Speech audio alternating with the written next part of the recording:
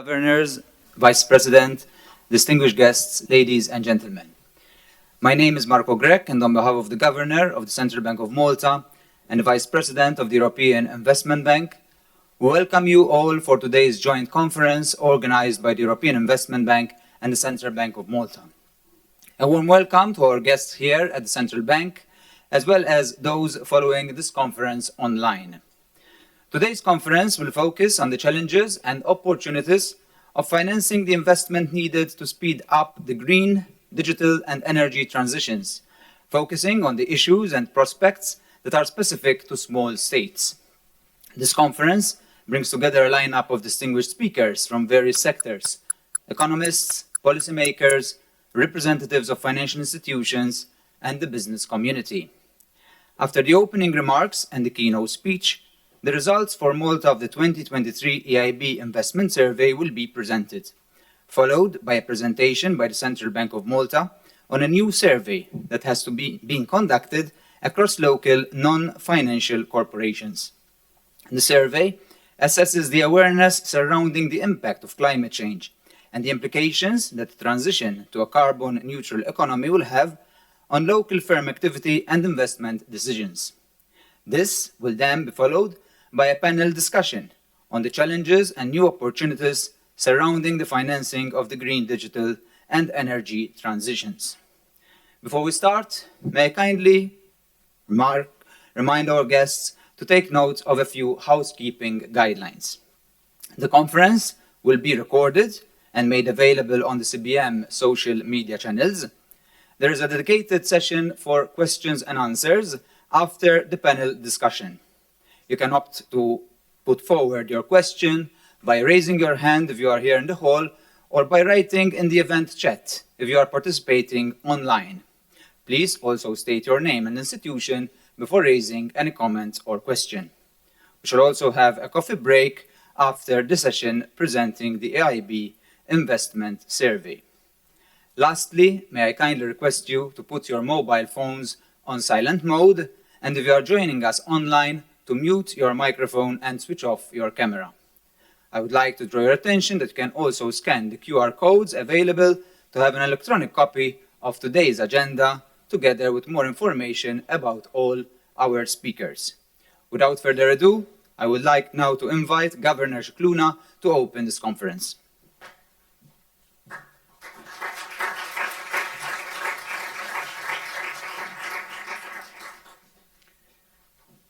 Madam Vice President, colleagues, distinguished guests, it's always a pleasure for this event, which we organize with the EIB. It's a very big institution, it's the biggest bank, development bank, so, we're dealing with professional people. And it's important for our island, especially given that they do a survey specifically for the island. So, I think it's been 1.5 years since we had the last joint meeting on the transition to net zero. Since then, the topic has only grown in urgency and relevance. Regretfully, we have to admit that the world is off track to meet the Paris climate goals set in 2015. Current estimates suggest that the 1.5 degree increase in temperatures above the pre-industrial level, the threshold set in Paris in that year, 2015, would be reached by September 2033 if the 30 years warming trend continues. So we are procrastinating, although we know that it's unwise to do so.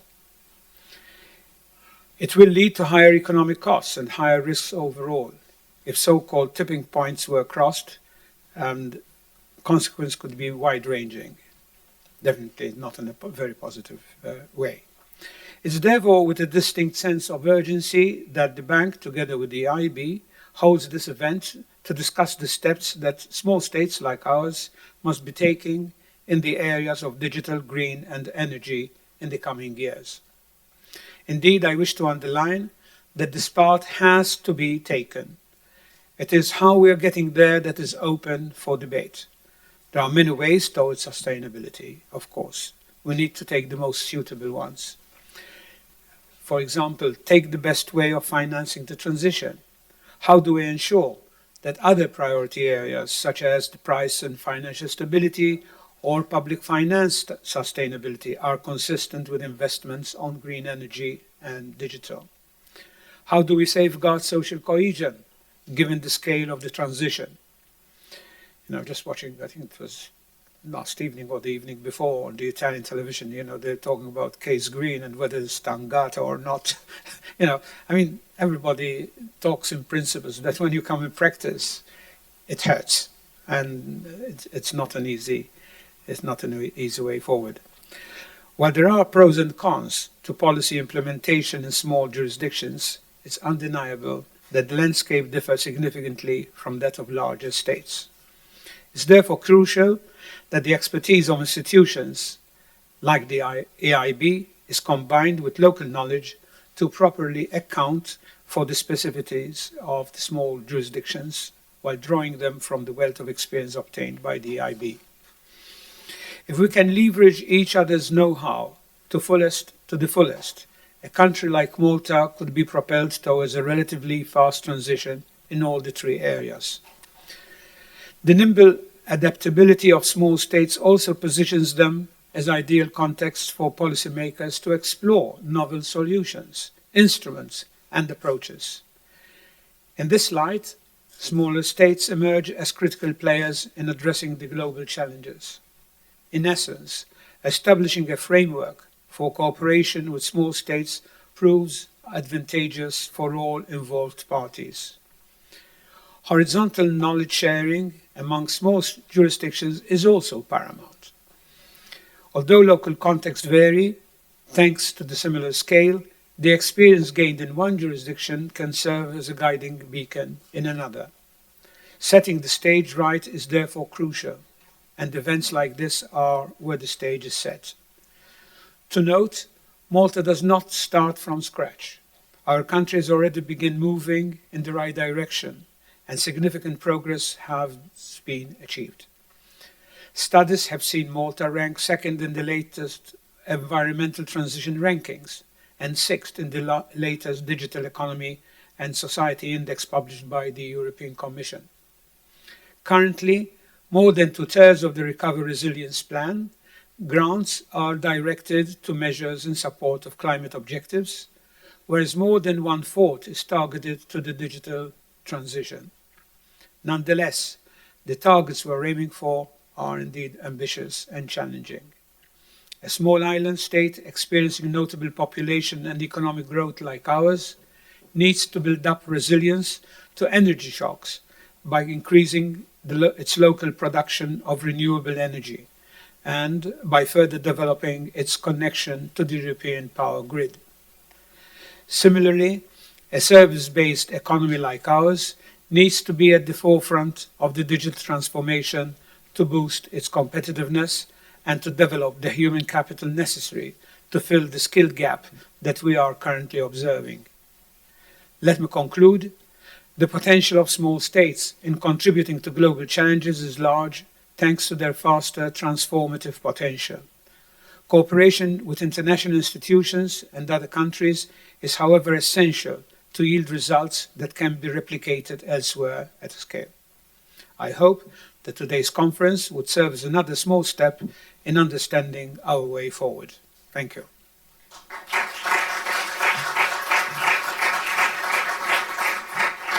Thank you, Professor Scicluna. We now welcome Gelsomina Vigliotti, Vice President of the European Investment Bank, for her opening remarks.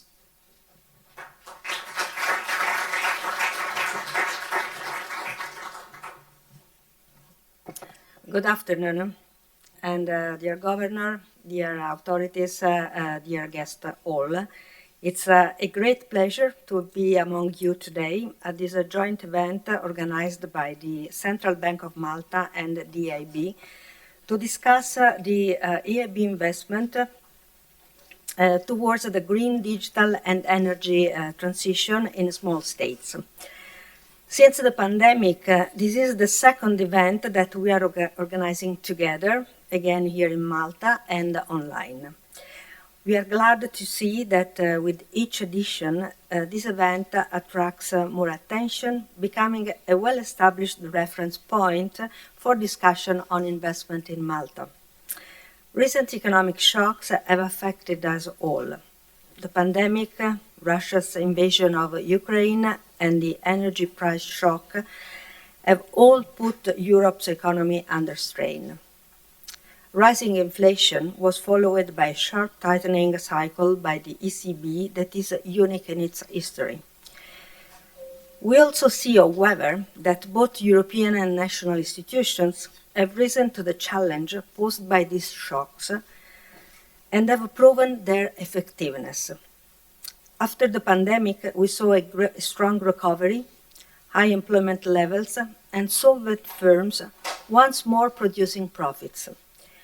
In contrast to past crises, however, the size of public intervention and the coordinated action on the EU level, SURE, the European Guarantee Fund, and the Next Generation EU, helped to protect jobs, businesses, households, and the economy. This was important to avoid structural scarring and to help the recovery of investment. The EIB group has also contributed. We collaborated on the common procurement to ensure access to vaccines and to support businesses. We have supported Ukraine in various ways following the invasion, and we continue to do so. Also, to ensure the success of the net zero transition, we are contributing via different instruments and through various programs like the Green Deal and the REPowerEU. As the EIB investment report shows, there was a fast recovery. Both public and private investment remained resilient and were able to support economic transformation even at the time of higher energy and borrowing costs. Firms in Europe have made progress in digitalization, with around 70% of them now using some advanced digital technology. Also, there is an observable jump in the share of companies investing in energy efficiency from 37% in 2021 to 51% now. I will leave it to our other speakers to talk more in detail about the topics related to the digital energy and the green transition. Investment is the key to addressing the challenges we face and indeed to unlock the opportunities they create. Welcome to the Minister of Environment. Thank you very much for coming and joining us. To do so, we needed to upgrade both private and public capital. That includes helping firms to seize digital energy and green transition opportunities. Likewise, addressing social needs such as education and health is required to tackle the lack of skilled labor force, which is one of the major investment barriers quoted by firms across Europe. The EIB has continued to support investment in 2023, providing 88 billion euro in financing that is expected to mobilize around 320 billion in investment, reaching 400,000 companies and supporting 5.4 million jobs. 20 billion euro of this investment went to European SMEs that our research shows will help them to grow faster and employ more people than other comparable firms. Well over half of the EIB group financing, a record 49 billion euro, was deployed for climate action and environmental sustainability. In fact, this is 10 billion more than in 2022. As the European Union Climate Bank, we are on track to deliver on our promise of supporting 1 trillion euro of investment in green transition by 2030. Let me now just say a few words about this country, Malta, what our research is telling us, and the role that the EIB is playing here. Following the pandemic, Malta returned to fast growth, reaching 6.9% in 2022. that resembled the period between 2015 and 2019, when Malta grew faster than the EU average, driven by a shift towards export-oriented services such as finance, remote gaming, and tourism. Final growth estimates for 2023 are expected to be more moderate, however, following an economic slowdown in Malta's main trading partners. Also in this context, it is important to keep in mind that the implementation of the Recovery and Resilience Plan is supporting GDP growth throughout the implementation period between 2022 and 2026. Inflation in Malta has been limited relative to that in the European Union due to the government intervention that kept energy prices at 2020 levels. Energy prices are expected to be held down also in 2024. Unemployment reached a record low of 2.9% at the end of 2022 and continued to remain low in 2023. But despite this excellent performance, there are challenges ahead. Upskilling and reskilling can be mentioned as skill shortages have increased in recent years.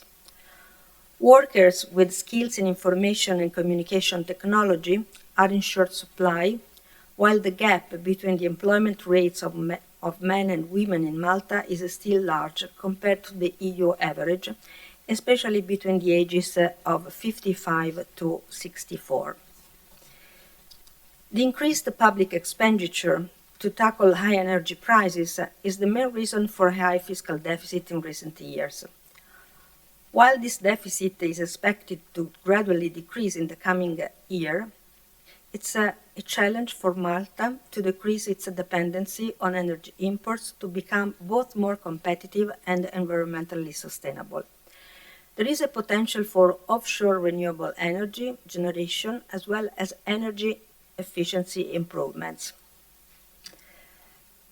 Our recent investment survey shows that the Maltese firms have a positive investment outlook, and their optimism has translated into a slightly larger share of firms investing more. The energy shock hit Maltese firms much less than their EU counterparts. Nevertheless, according to our report, they have made significant progress also in the digital and green transformation. Where gaps remain, they needed to be addressed. Despite the recent acceleration, Malta has still a lower share of firms investing than the EU average, and the proportion of Maltese firms that are financed are constrained in almost twice as high as it is across the European Union. Policy support played an important role to create buffers and sustain investments, to help firms to transform. Nevertheless, as financial buffers shrink, tighter credit conditions could threaten future investment.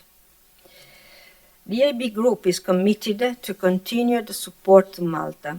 Between 2015 and 2023, total EIB and European Investment Fund operations approved and signed in Malta were €527 million and 532 million, corresponding to 2.7% of GDP, spanning from social and economic infrastructure projects to credit lines. Over a third of EIB activity since the start of operation in 1979 in Malta has been associated with energy, followed by credit lines for SMEs and infrastructure, such as water and sewerage, urban developments, and telecoms. Recent operation with financial institutions included the SME initiative, which allows for a combination of resources from the European Fund for Regional Development and the EIB Group with the purpose of supporting the financing of SMEs through joint risk-sharing financial instruments with local financial institutions. More recently, in 2022, a new operation of €20 million was signed with the EIB Communication Malta for investment concerning the upgrade of the mobile network with advanced 4G, early deployment of 5G and the rollout of fixed very high capacity network. In 2023, the EIB and the Malta Development Bank, which I thank, joined forces once again to boost the green transition of small and medium-sized companies and public sector entities by signing a 30 million euro loan to finance small-scale green investment. The Malta Development Bank will also receive the support of the InvestEU Advisory Hub through the Green Gateway to expand its environmental sustainability capacity and financing. Overall, Malta provides a competitive environment supported by its increasing English-speaking population, moderate local cost, good airline connection, and telecommunication. Climate change and the green and digital transitions will undeniably have a long-term impact on investment needs and priorities. There seems to be an upward jump in awareness regarding climate change and advanced digital technologies, with the latter offering applications to support green improvements such as energy efficiency, water management, and smart mobility. As Malta is dependent on energy imports and reliant partly on fossil fuels, the energy transition will require increased renewable energy production and energy efficiency improvements, as well as a gender-balanced workforce equipped with an up-to-date skills. And to conclude, I would like to reiterate our commitment to remain ready as a trusted partner to support Malta and help it seize the opportunities presented by the green, digital, and energy transition, and to keep Malta on track to reach the targets set by 2030 and 2050. With these words, I'm looking forward to the keynote speech, the presentation, and the panel debate to better understand how policymakers, including the EIB, can respond to Malta's needs. Thank you very much for your attention.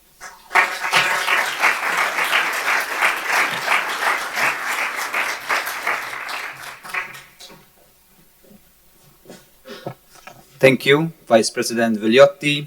It is now time to move on to the keynote speech of this conference, and we are honored to have with us today Minister Dr. Miriam Dalli, who is responsible for the environment, energy, and regeneration of the Grand Harbour. Minister Dalli, the floor is yours.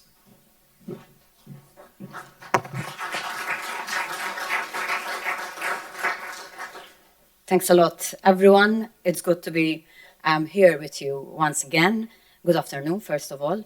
And what we're discussing today is an extremely important topic because today we are on the brink of a new era, one that, in my point of view, should be defined not by the challenges that we face, but by the several opportunities that lie ahead and actually exist.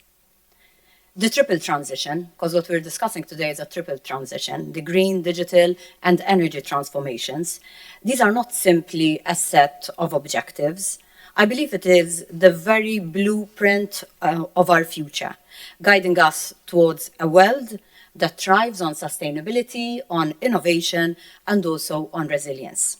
Now, at the heart of this transformative journey is the green transition, our collective effort to build an economy that does not harm our planet. And this commitment is embodied in the Green Deal. But this is more than just a high-level goal. It is a promise to future generations that we will do our utmost and work hard to leave them a world that is not only habitable, but is also flourishing. Now, parallel to our environmental quest is obviously the digital transition. And as we embrace digital technology, we are not just adapting to the current times, but we are really pushing the boundaries of what we think today is possible.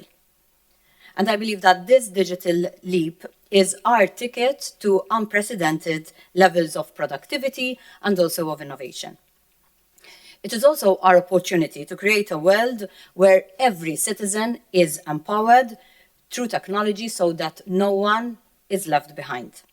Therefore, I commend today's initiative by the Central Bank of Malta, together with the European Investment Bank, as it is only through close collaboration that we can swiftly and successfully advance this triple transition in a successful manner. The green transition, the digital transition, and the energy transition together will allow Malta to push its prospective boundaries and pave the way for a better economy, society, and environment for our generation, but also for future generations alike. Now, Malta is fully committed to this transition, not simply because of international or European obligations, but also because this government made a conscious decision to be at the forefront of this change and aim at achieving a decarbonized economy by 2050. This is a trajectory that I would say that we firmly believe in. And I imagine that, just like me, probably, you are frequently faced with arguments like, but Malta is so small, what difference can we make? This may be impossible to achieve, this is too ambitious. Of course, I'm fully aware that we face challenges as an island member state, that we are very different from our European counterparts, and the challenges we face are very different from the challenges that our European counterparts face. But I believe that this should not discourage us from looking for innovative solutions. On the contrary, I believe that we must work even harder to tap into and create the opportunities that can lie ahead. Now, this triple transition brings forward a multitude of opportunities. Achieving this transition will provide the potential to achieve enhanced sustainability, greater economic stability, the creation of new industries, increased level of resource efficiency, and so much more. I believe also that the long-term gains from this will definitely outweigh the short to medium-term costs that this transition brings along. And I'm saying this because I think it would be a big mistake if we just focus on the costs that exist or that we can see in the short and medium term without actually considering also the long-term gains. Now, Malta is dedicating its energy, time, and resources to achieve this aim, and we also know that together with the private sector, this country can deliver a change that matters. I will focus first on the green transition, because on the green transition, we are doing significant strides and we're working hard.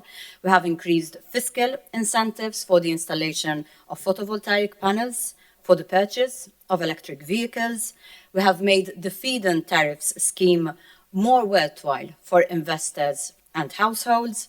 We are encouraging the transition towards battery electric vehicles through the rollout of public charging pillars and have embarked on the gradual electrification of the public transportation fleet. I will focus on the energy sector, which was already mentioned. In the energy sector, we are not simply satisfied with the fact that we have not used coal for a very long time. We are not even satisfied just to make a switch from heavy fuel oil to LNG. But we want to make sure that we move forward and increase also our share of renewables, because we want to be one of those countries that can say we're at the forefront of clean energy. But our vision is wider than that, because we want our country and we want the Mediterranean Sea to be the center of Europe's green transition. I believe that the Mediterranean Sea can be the bed for offshore renewable energy, connecting Europe to North Africa, embracing all that the green and blue future is all about. In the past months, we have conducted numerous studies and consultations, primarily focusing on investment opportunities in offshore projects within our exclusive economic zone, and our initial investigations have highlighted the sustainability of floating wind turbines for this area. And looking ahead, we're gearing up to announce several initiatives aimed at fostering new investments in offshore floating wind farm projects. Furthermore, just a few weeks ago, we launched a preliminary market consultation which is focused on floating solar installations marking a significant stride towards realizing Malta's decarbonization strategy and reaching our decarbonization targets, and also our ambition for a green and blue economy. Now, we all recognize that our land resources are limited on this small island, hence we're exploring various technologies to harness the sea for clean energy. Offshore renewable represent the future for Malta's energy mix acceleration, and this commitment also aligns with our regional efforts as an EU member state in the Mediterranean.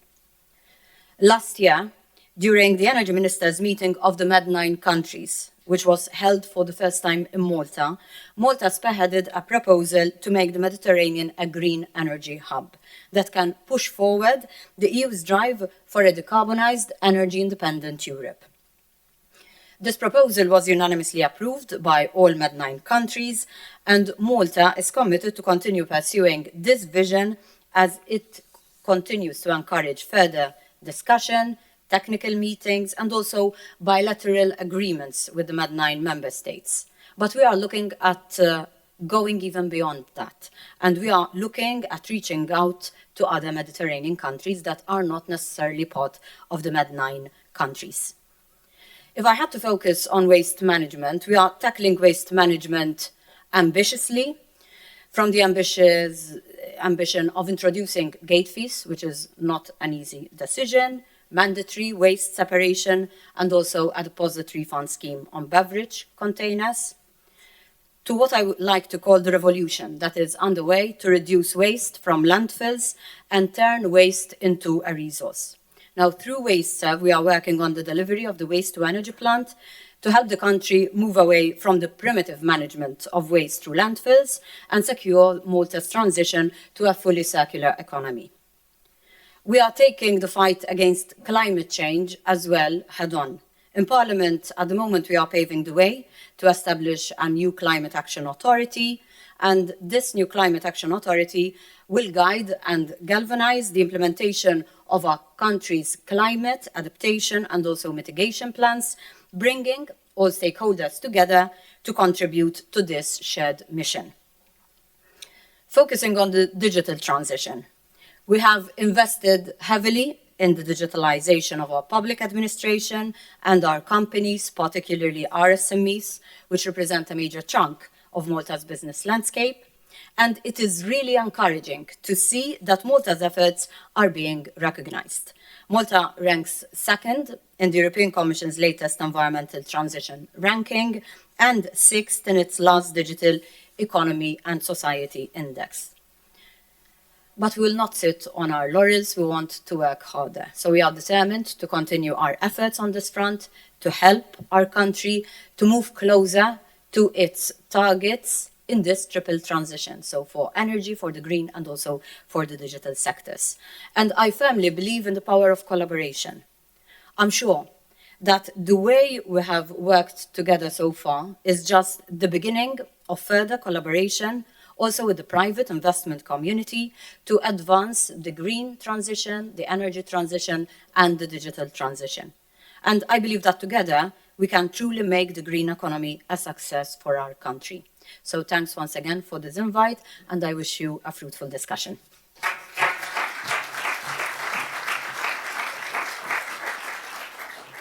Thank you very much, Minister Dalli. The next presentation will focus on the results for Malta of the 2023 European Investment Bank Investment Survey, which will be delivered by Deborah Revoltella, who is the Chief Economist of the European Investment Bank. Over to you, Dr. Revoltella.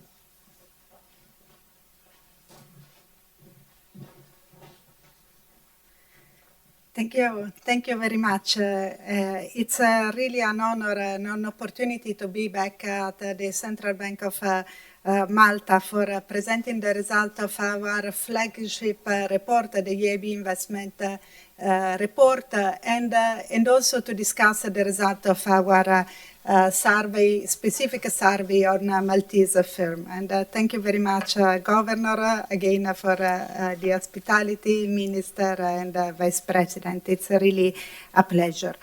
This year, in our annual report that looks at the investment situation in Europe, we have been looking at transforming for competitiveness. And the logic that we have behind is looking at all the challenges that we see, the transformation that we see for our way of living, if you want, the digitalization, the green transition. I add also the globalization and aging population.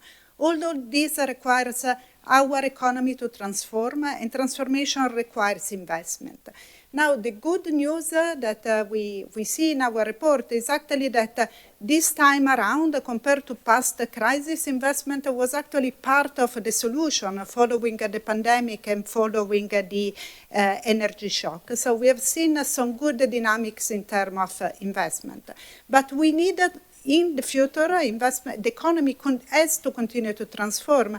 And even if in some cases, in some of the transition, we start seeing some pushback, I think it's very important that looking at the future of Europe, future competitiveness of Europe, we really continue to push on this transformation of the economy and transformative investment going forward. And this is something that is very relevant for Europe overall, and I believe also in Malta. Saying that, I will show you a few of the results in our investment report, and specifically I will talk about the situation in Malta, where the situation in Malta comes from what we see from our survey. The first graph is European level. European level, we see what happened this time around. So this time is following the pandemic and the energy shock, and what happened at the time of the global financial crisis and sovereign debt crisis. You see the graph of real investment. This time around, investment is strong, remains strong post actually. There was a shock, was a quick recovery, and investment remains strong. Actually, it's very much related to the policy response. The policy response has been at the national level, at the European level. It has been stimulating expenditure, but also investment, and that allowed a positive dynamic to stay. We also saw a lot of, following the pandemic, strong buffers built both in the household and the corporate sector, and that somehow allowed to continue investing even in the moment in which monetary policy tightening became more restrictive. In Malta, of course, the data are very volatile. Here, what I'm showing is the reference to the pre-pandemic level, so it's an accumulated basis. But what you see is that despite the data for 2023 on accumulated basis, we still see a positive dynamic. So the story is still there of the boost that we see overall in investment, even if investment then is also at the European level and now is decelerating overall. Part of the story is related to public investment dynamic, and here again I'm showing what's happening at the European level overall, but I think it's very important to show that this time around, so following the response to the pandemic and the energy shock, actually public investment reacted very differently from what we saw in the past, and actually remain resilient. Partly is the national contribution, partly is the Recovery and Resilience Facility that actually is allowing resources to continue to be dedicated to transformation. And I think it's very important, the component that is related both to greening the economy and to digitalization. A lot of government at the European level also used the public support in order to channel resources for transformation to the private sector. And again, these data that are on the European level, but we checked and they are valid also at the Maltese level. So what we see is that in fact, in the same period, we saw also grant and subsidies going to the private sector, but what we saw is that they kind of stimulated some transformation, and you see that who receives grants is actually more likely to invest in research and development, invest in innovation, invest in green technologies, or in energy efficiency and in green implementation. So what we saw is actually that the policy support was actually supporting a transformation of the economy, and this is a positive news. I remain with a lot of challenge, and actually this is something that we are noticing since the global financial crisis, actually since the sovereign debt crisis. We detected a gap opening in terms of what we call productive investment, but in fact is machinery equipment, it's intangible investment and infrastructure investment. So what we exclude is the residential real estate part. And what we saw is this gap of 2 percentage points of GDP opening compared to Europe versus the US. And it's a 2 percentage point that accumulates year after year.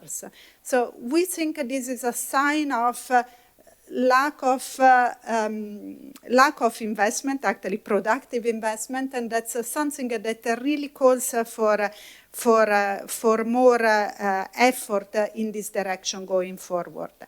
And we think that the investment is clearly, you could come to similar message, also bottom up, and looking at where the investment needs are. We know the gap in terms of the gap in terms of investment for the digital transition, for the net zero transition, both on mitigation and adaptations. But you also see the huge issues in terms of skills and need of action and policies in terms of skilling and reskilling. And we also know the relevance of the challenge of the aging population and what it means in terms of transformation of the economy. So this calls also for rethinking maybe the concept of just focusing on productive investment when you have skill in between the human capital components also takes an important role.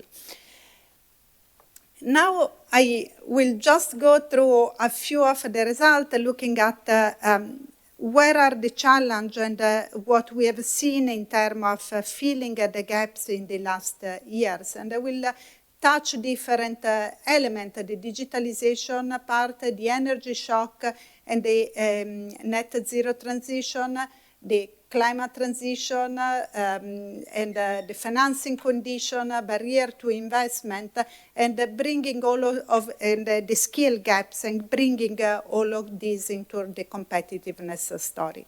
So I start from the first element.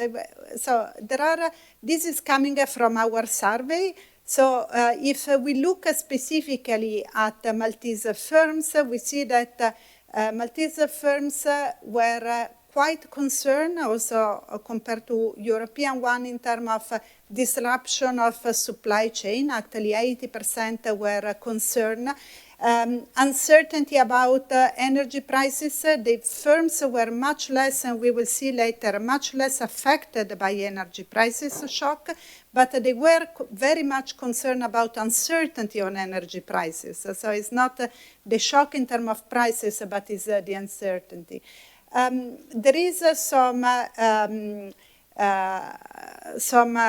more awareness on weather event impacting businesses compared to the past, 64% of firms, and risk associated to the net zero transition prevail compared to the realization of opportunities. In the same time, what we see is that Maltese firms, they actually were using the last years in terms of improving in their adoption of advanced digital technologies. So the shock was actually, and this is mostly coming from the pandemic, probably was pushing for more investment in advanced digital technology. What happened a little bit less compared to the European side overall was the transformation in terms of energy efficiency. And that's probably coming from having perceived less the effect of rising energy cost. If we look at the digital gap, in fact, and here are from our survey the data on adoption of digital technologies, we actually see an improvement from in the last year in terms of adoption of digital technologies in Malta, that actually is matching, is actually closing gaps, also closing the gap versus the US. We also look at the energy shock, and that's the other message that I had. In Malta, the perception of the energy shock was much lower than at the European level for firms in terms of increase in energy cost. And actually, that is very well reflected on the perception of firms. But this also means that firms were reacting less to the energy shock. They may have continue doing some energy efficiency, but in reality, they, in all the other measures, they were actually doing a little bit less than at the European level. And what we do in the report is also we look at the stimulus that firms perceive in terms of investment associated to the energy shock and uncertainty. We have a study that looks at how the barrier perceived in terms of energy cost push firms to invest both in energy efficiency and in climate action. And climate action is a wider concept that includes both mitigation and adaptation. What you see is that rising energy costs push firms to invest more in both. Uncertainty has a negative effect because uncertainty is actually an enemy of investment. If you don't, it push your probability to invest lower. It still remain energy, the effect of combined energy cost and uncertainty still leads to firms to continue to invest in energy efficiency, which is a no-brainer measure in the short term, but derail the process of transformation on climate action. And that's something that we think it's important because the message of high energy cost is very important also for keeping the incentive for firms to transform. In the report, we also look at, that's coming from the survey, we ask firms if they see the net zero transition as an opportunity or as a risk. And here there is, I think, a very interesting message coming from Malta, where firms tend to consider more it as a risk rather than an opportunity. It matters, and it matters because in the analysis that we have at the European level overall, if you see an opportunity, you invest much more. If you only see the risk part, you try to do less and you are more conservative in your reaction. So building ways to internalize also the upside of the opportunity, that means also markets that are associated to the new market being developed in the net zero transition is something important. We look at decarbonization, and that's something that we look at the European level, but I think it's an interesting message to discuss. We actually were looking at the firms that are in the ETS system at the European level and try to understand what motivates their behavior. The first thing is carbon pricing, and we see that actually carbon pricing in the ETS has a positive effect on firms in the sense that it leads firms to reduce emissions. It also leads firms to invest more and innovate more. So in fact, what we see is that the carbon pricing in the ETS is delivering on what it should do. That is decarbonizing the economy and bringing firms to transform. We have a special analysis that looks at the manufacturing firms that operate in the ETS. And there what we see is that there is a sort of divide that is opening between firms that are the leaders and firms that are the laggards. The leaders are those that are decarbonizing faster, and the laggards are those that are decarbonizing slower compared to peers. And what we see is that the leaders are actually investing more, innovating more. That's good for the future, and that's good to get the new market opportunities. And then the laggards are non-investing, they are non-innovating, they have much more likely to have investment gap, but also they are much more likely to reduce production capacity. So our concern is that at a certain point, this divide may become too difficult for firms to live with, and the laggards may just not make it. And there is one element that is interesting. We also asked to these firms in the survey, what is the main constraint to decarbonization? And all of them, the leaders and the laggards, tell us uncertainty about prices, energy prices, and uncertainty about policies. And that's quite interesting because it means that if you want the net zero transition to succeed, you need to be very clear in terms of price incentive and in terms of policy incentive, policy direction, to make sure that everybody moves in the direction and you can take the opportunity and the potential upside of the net zero transition while also forcing, if you want, the laggards to adapt to a new environment. With that, now there is another concept, so that was on mitigation. On adaptation, what we see is that actually on physical risk, it seems that Maltese companies are much more aware. There was a kind of a jump in awareness of what is the physical risk that they face, and it seems to be coming from the last years. We look at what do Maltese firms do. They actually seems to be slightly more reactive than European firms, given this awareness of the physical risk. There is a lot going on in terms of also insuring for climate risk, and that's something quite interesting for us. I don't know the market here, but at the European level, there seems to be a lot of gaps in terms of the insurance market for physical risk. So it's interesting that in Malta there is quite more reliance of firms in this insurance market for climate risk. It's true that it's not only insurance. I think there is also a need for doing something for active, not only insuring itself. But that's an interesting point. We always have an analysis of barriers to investment, and in the report, I think it's very consistent what we look over time in Malta versus the EU level. I think the major barrier in Malta remains, and it's striking that it's not only higher than the EU, but it's also the fact that much more firms think that is a major barrier. That's availability of skills. I think is not a novelty to say this in Malta.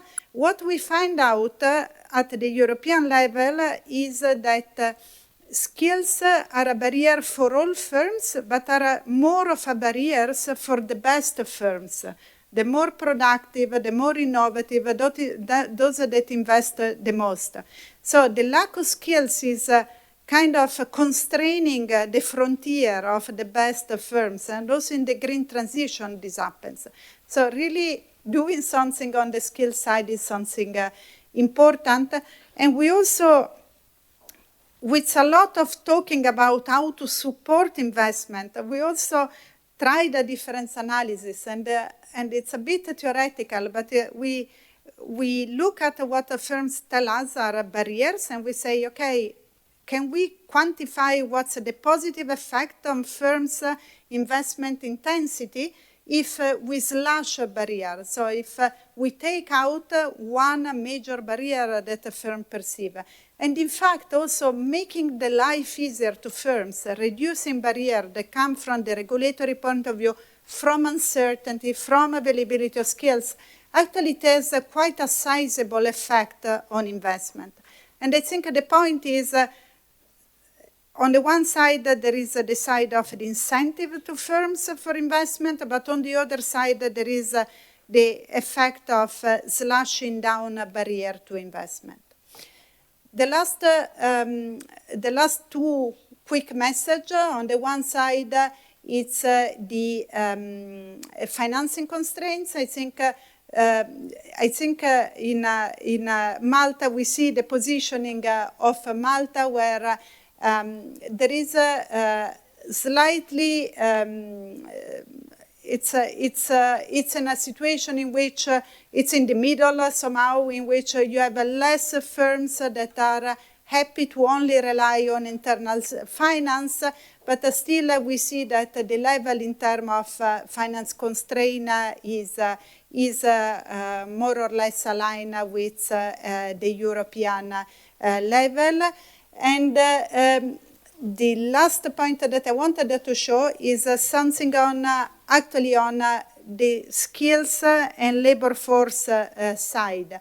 We look at the European level on the issue of lack of skills and what to do about it. And we have two messages looking at it. On the one side, you see this famous PISA mathematics score for kids around 15 years. And what you see is that at the European level, but also at the Maltese level, there is a strong difference according to the family the kids come from. Less advantage, more advantage. And we think that there is a lot to do also in terms of getting the records of the less advantaged kids up. And that means also a lot of investment in education, but also investment in education targeted to social cohesion. And the second point, and that's valid in Europe and even more in Malta, sometimes investment in care, and particularly kids' care, may have an effect also in terms of labor force participation. And we see very much the participation of women if they have kids or not have kids. And I think this is quite interesting, the gap that you see and the drop actually that you see in Malta when women have kids. So it's something to take into consideration in the moment in which gap in terms of skills is not only a gap in terms of special skills, but is really a gap in terms of people that work. And I think these two elements tell you that Europe overall, but also Malta, may do something also in this direction.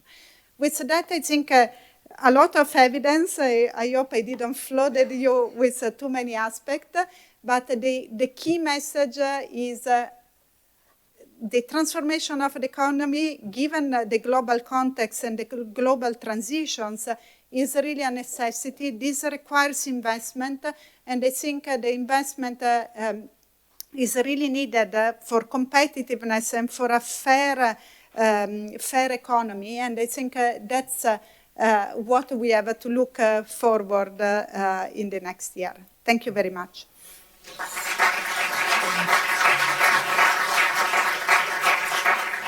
Thank you, Dr. Voltella, for elaborating on the investment survey on Malta. We will now be having a short coffee break. Please may I kindly ask you to be back in the room in about 10 minutes.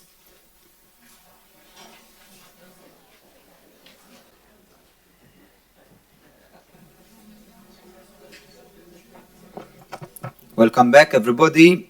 The next presentation focuses on a survey amongst local non-financial corporations, which delves into the impact of mitigating climate change on local firms. We now invite Warren De Guara, Principal Economist within the Economics Division of the Central Bank of Malta, to present his joint work with Erika Brinkat, a senior economist at the bank.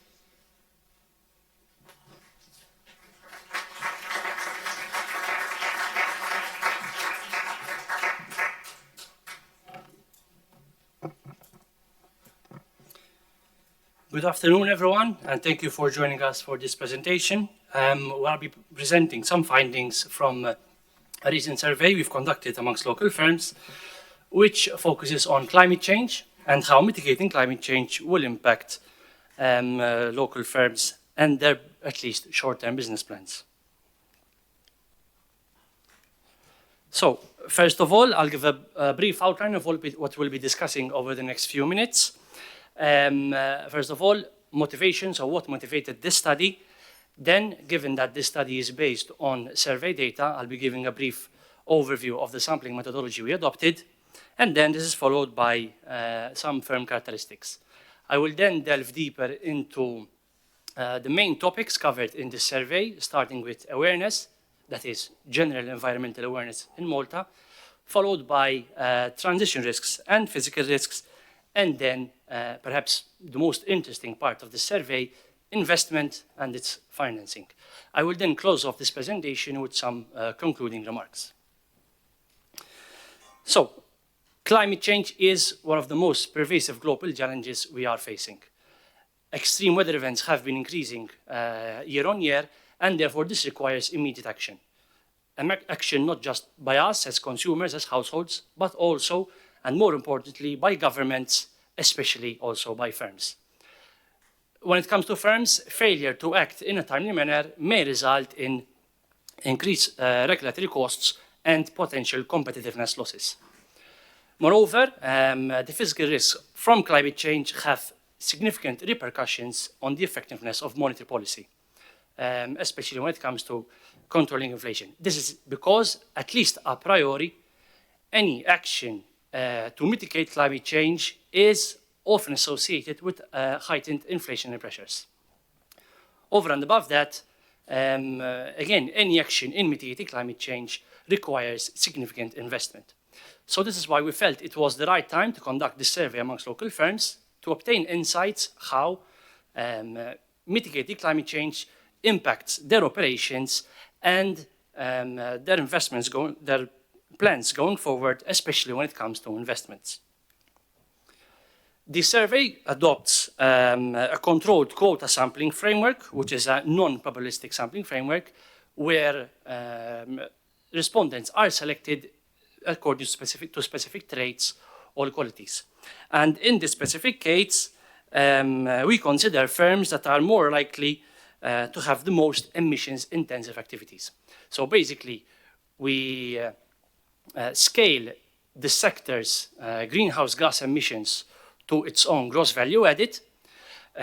We obtain a list of firms and match these firms according to this sectoral classification. And once this exercise is done, we split the list of firms in three groups: the low GHG, greenhouse gas emissions intensive firms, the mid and the high. And we sample from the upper two groups. We try to have a net sample which is roughly equally split between the mid and the high GHG intensive environmental sectors, and over and above that, we try that our net sample closely mirrors the population's sectoral structure. And as such, the most represented sector is the wholesale and retail sector, and this is followed closely by the services sector and then by the manufacturing sector. The construction and real estate sector is the least represented, as it is in the population as well. In the survey, the first topic we discuss is awareness. Most research focuses on awareness of physical risks and transition risks. We go a step further. First, we shed light on general environmental awareness in Malta, and then firms' awareness of several EU legislations, directives, and other directives. And we find that awareness, general environmental awareness in Malta is found to be low, as reported by 47% of firms. And this is also corroborated by our second point that we present here. firms' awareness of several EU legislations overall was found to be negative. Surprisingly, 70% of surveyed firms are not aware of the EU's Fit for 55.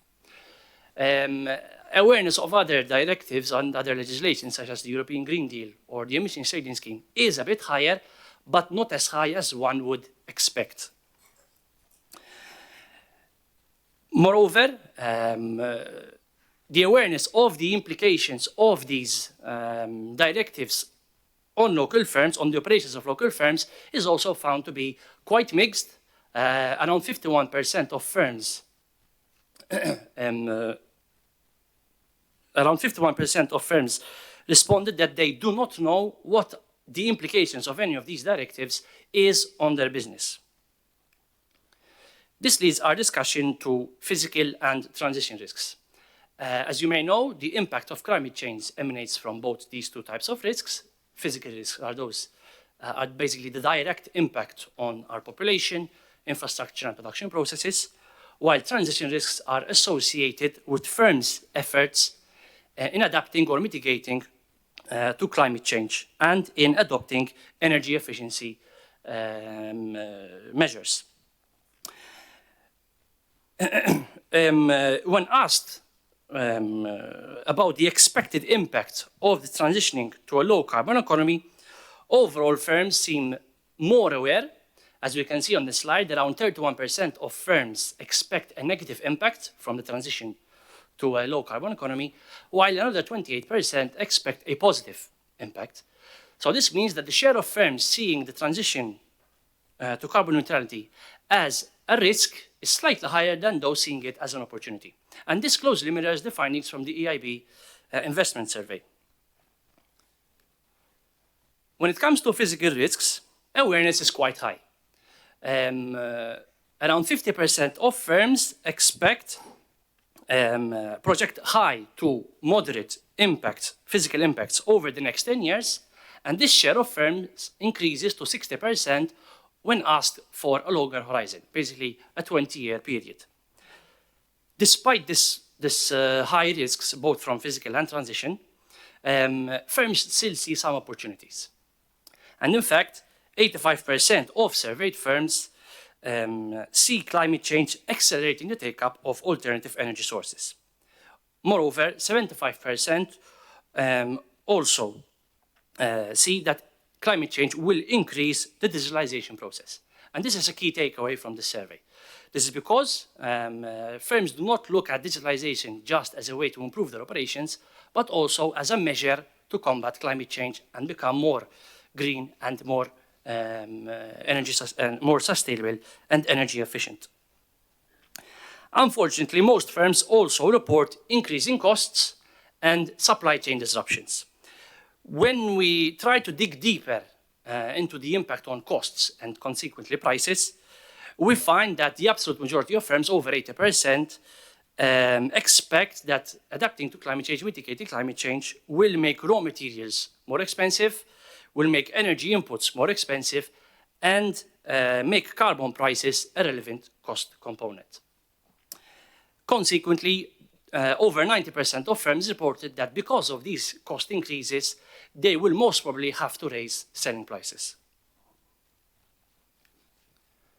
When it comes to investments, again, an absolute majority, over 80% of firms agree that mitigating climate change will require the development of new technologies, it will require investment in existing technologies, and obviously it will overall raise the overall level of investment. And in fact, when we ask firms how they can contribute to a carbon neutral economy, to their transition to a carbon neutral economy, 80% of respondents said that investing in energy efficiency technologies will be very important. Moreover, we also found that water conservation and the implementation of more sustainable policies within their operations were also found to be important measures and at the top of firms' agendas. We also asked firms what are the risks of not investing.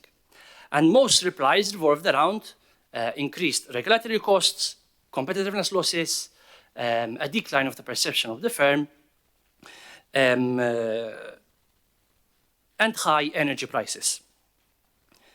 According to the findings from the survey, 67% of firms have already started to implement these measures.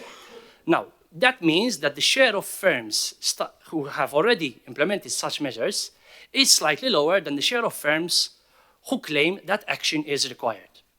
And perhaps this small gap can be explained by financing. Financing this investment is crucial. And we know from various surveys, such as the EIB investment survey and our own internal business dialogue survey, that local firms rely heavily on internal financing for investments. The EIB investment survey report also found that around 12% of firms were either rejected finance, or they were granted less finance than what they had originally applied for. And this rate was amongst the highest in the EU. When it comes to green investments, the present survey, the one we're presenting here, shows that around 72% of firms do not have a recurring budget for environmentally sustainable measures. Moreover, around 80% of firms dedicate less than 20% of their budget for energy efficiency measures or for environmentally sustainable measures. And this is also corroborated by findings in the EIB investment survey, where it found that the share of firms planning to invest only dedicate around 12% of their investment budget for energy efficiency measures. With regards to the next financial year, our survey also found that the proportion of firms planning to invest still dedicate a very small percentage of their investments for energy sustainability. The portion they dedicate out of total investments is still below the 20% mark. So, despite these insights on investments, we also find that the use of grants or schemes present in Malta is quite low. As such, 64% of surveyed firms reported that they have not used any of the grants or schemes we prompted them with. And this finding is also corroborated by the EIB investment survey, as that report shows that around 10% of firms have actually made use of some form of grant. So while the use of grants is low, we know that Malta's take-up of EU financing is quite high. So despite this high availability of grants, the dispersion or coverage of these funds across the whole spectrum of Maltese firms remains low. And this here is another key takeaway, as there is scope to facilitate financing. And this is essential, and an important policy recommendation from this study, because we need to incentivize firms through funds to carry out more green investments. We also inserted an open-ended question in this survey, which asks what more can the government do to aid in this transition to carbon neutrality? And most replies revolved around increasing grants, tax incentives, decrease bureaucracy to apply for grants and therefore make the access to grants easier, increase promotion of which schemes or grants are available to use, and offer incentives not just to small and medium enterprises, but also to larger corporations. So what we've discussed today, basically, just to conclude this presentation, we found that awareness is low, especially firms' awareness on several EU legislations, especially the Fit for 55. We've seen that the negative impact from physical risks increases over time, and there are, however, opportunities that firms look into, especially when it comes to accelerating the take-up of alternative energy sources. However, this process will also create supply chain disruptions and, unfortunately, will increase input costs and consequently selling prices. While the overall level of investment is expected to increase, mostly in smart energy efficiency technologies, the budget for green investments were over the past financial year and over the next financial year will still be low, so will the use of grants. And therefore, this requires immediate attention. More effort needs to be made to make these funds available for local firms so that they can carry out essential investments, become greener, and become more sustainability. That is all from my end. I thank you very much for your attention. In the interest of time, I will be welcoming any questions if you have any after the panel discussion. Thank you very much.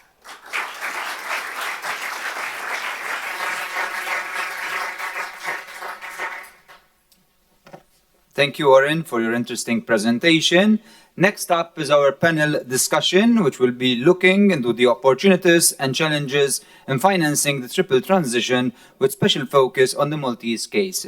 May I now invite, please, all the speakers to join me here on stage.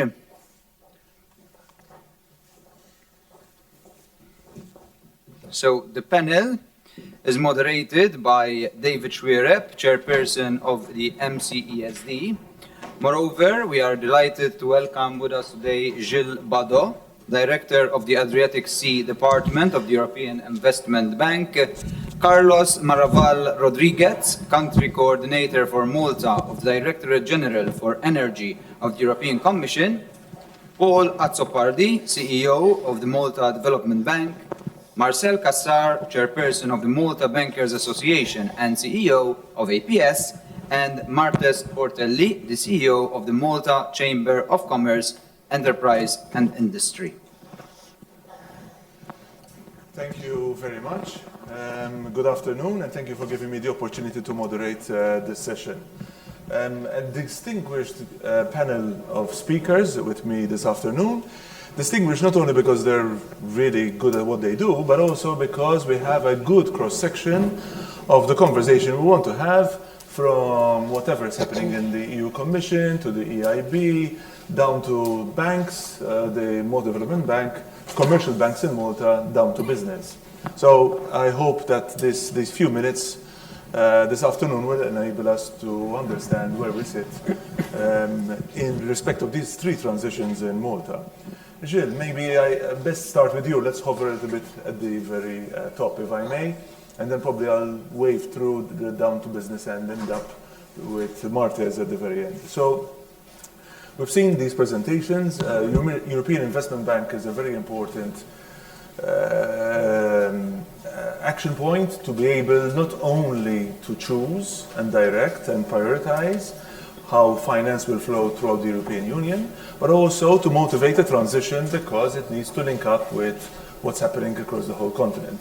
Can you, in addition to what we've heard already, especially in the first presentation, can you guide us through on what it is that motivates the bank to drive and direct? What are the motivations behind the bank and what are the attractions, if you like, in the industry itself to be able to get finance to flow in this direction on these three transitions, maybe some more than others?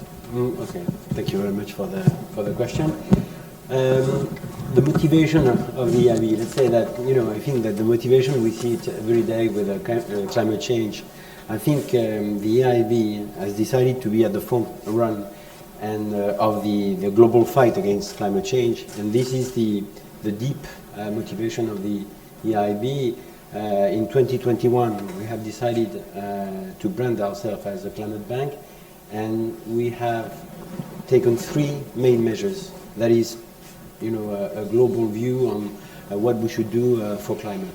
The first one was during the decade 2021-2030 to try to mobilize 1 trillion of euro towards the green transition, because the green transition is the priority currently, I would say, at the world scale. And the second one was also to decide not to finance any more fossil fuel, because in a certain way you cannot continue to use, to develop stranded assets, but also to continue to produce CO2 using the fossil fuel.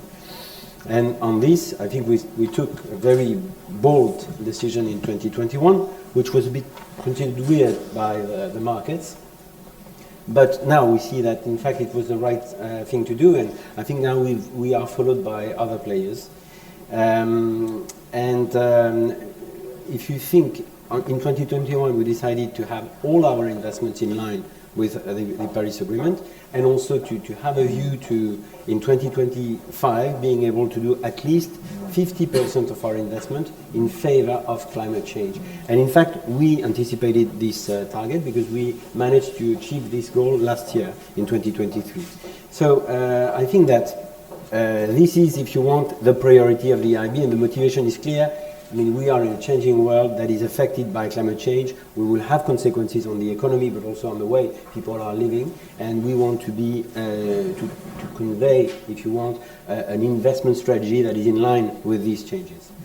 If you look at REPowerEU, for instance, when we had the crisis in Ukraine, we have been confronted also with a problem with the price of energy. And the question was, what do we do? Do we invest in LNG? Do we invest in fossil fuel? Or we speed up renewable energy, we speed up the energy efficiency? And we decided to go in the second direction, really not to look at the energy of the past, but rather to induce a change. And I think it has been said already by various persons today. I mean, the key importance is to prepare this green transition, to enable to develop energy efficiency investments, to reduce our energy invoice, because this is the most efficient way to tackle the issue, and also to invest in renewable energy. But then there is also the question related to digitalization and the competitiveness of our companies, and I think this is also something where we have to act, but not forgetting the green transition that is for us, I mean, now in the DNA of the EIB, and so I would say that this remains really the main important topic for the EIB for the coming years. So if you want, you were talking about motivation. I think the main motivation is really to have an impact on the economy and on the way we produce things, to try to induce this green transition, and in parallel not to lose the competitiveness, because we are also there is a gap between Europe and especially the United States in the way digitalization is implemented, and it is part of the competitiveness. So we are trying to stay on this line that is a bit narrow, you know, trying to implement the green transition, but also to keep the competitiveness of the EU. And that probably is a good segue for me to ask the next question to Carlos. Carlos, at the European Commission, of course, and your role, and maybe your focus within this area, country responsible for this part of the world, this part of Europe, this is a decision. It's also an action on how fast and in which direction and what actions one need to take. I mean, the recovery and resilience plans, thanks to COVID, got us to focus a little bit more, with good reason. Some of us now questioning whether this is leading us away from our competitiveness with the US and other continents. But of course, serious amount of money has been decided to be plowed into national economies within the EU, including Malta, ours having been apparently the greenest of the lot, proportionate-wise.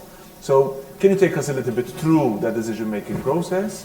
How much of that investment for Malta has been transcribed into our economy, whether there's any KPI, any reaction, any positive influence it has had, and whether there is, because some people I know are feeling that there could be a slight rethinking of the transformation in the light of competitiveness, as Jill was trying to suggest. Can you maybe take us through a little bit what do you think the European Commission is directing us towards? So thanks a lot for being here, and you rightly point out that the Malta plan is, so I want to isolate the plan itself of Malta, which is very, very green, from a bit the situation, concerns, challenges that Malta faces in the transition. Okay, so the Maltese plan is 328 million, it's 68% green according to our estimates.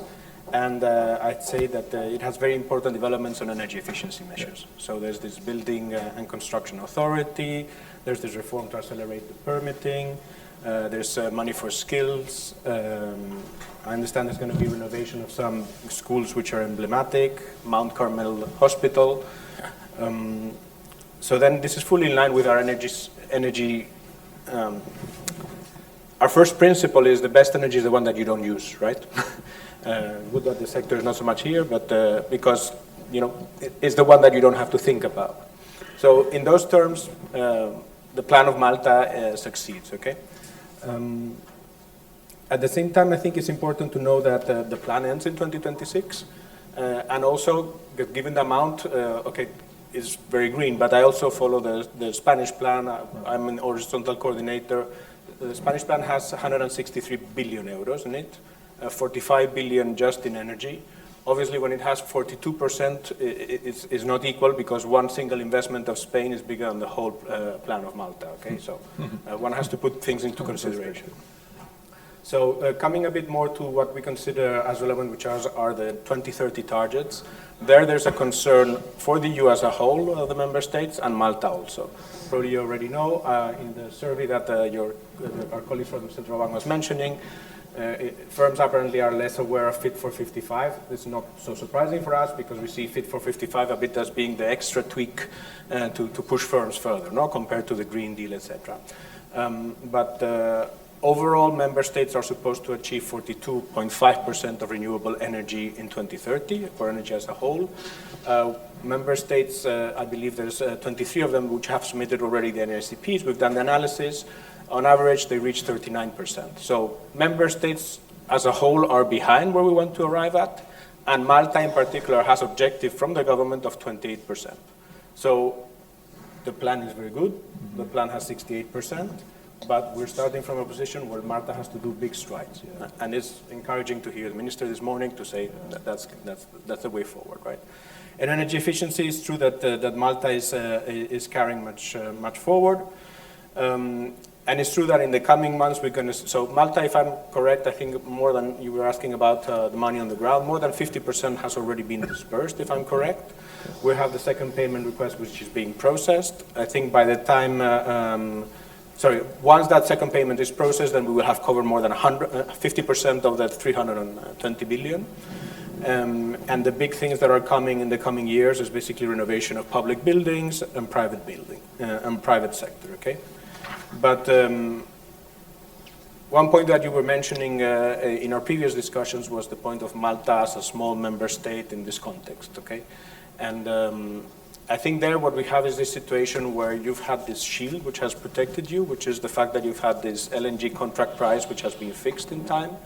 As you're a small member state, you have this lumpy investment, and basically a lot of things hang on what happens with that contract in the LNG, which generates 70% of your electricity, right? Mm-hmm. Now, during the crisis that allowed you to pass through, the question is what's going to happen going forward, and I think in that sense it's very important that you keep on having this ambition that the RRP shows to try to bring the renewables further into the process, so that if that shield that has been there, something happens to it, then you will be protected also. Yeah, thank you for that, Carlos. Before I get to Marcel and the role of commercial banks, maybe Paul. It's in a way trying to drill down a little bit further. Of course, we try to look at this transition, money available, European Union making plans for a whole continent. Of course, not easy because, not one size fits all. This is the normal jargon we use, especially in a small island state such as Malta. And this is the reality of probably the conversation we need to have. Market failures exist, but also motivation for change. Malta needs to, irrespective of the money being spent, needs to make serious strides to try and catch up on those grounds compared to maybe other European states. And Malta Development Bank has a role to play, probably to understand, sensitize, motivate, and come up with products and suggestions on how to support the natural way markets and economies work. Can you take us a little bit through this thinking process and what MDB has been going through? So our role basically is filling financial gaps. Mm-hmm.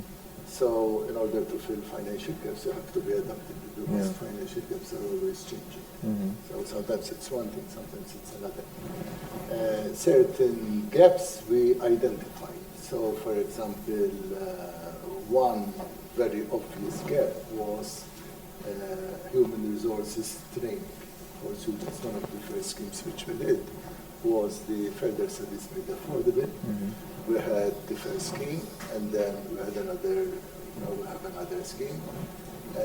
We had many students benefiting from these schemes. Obviously, that was meant because it had two aspects.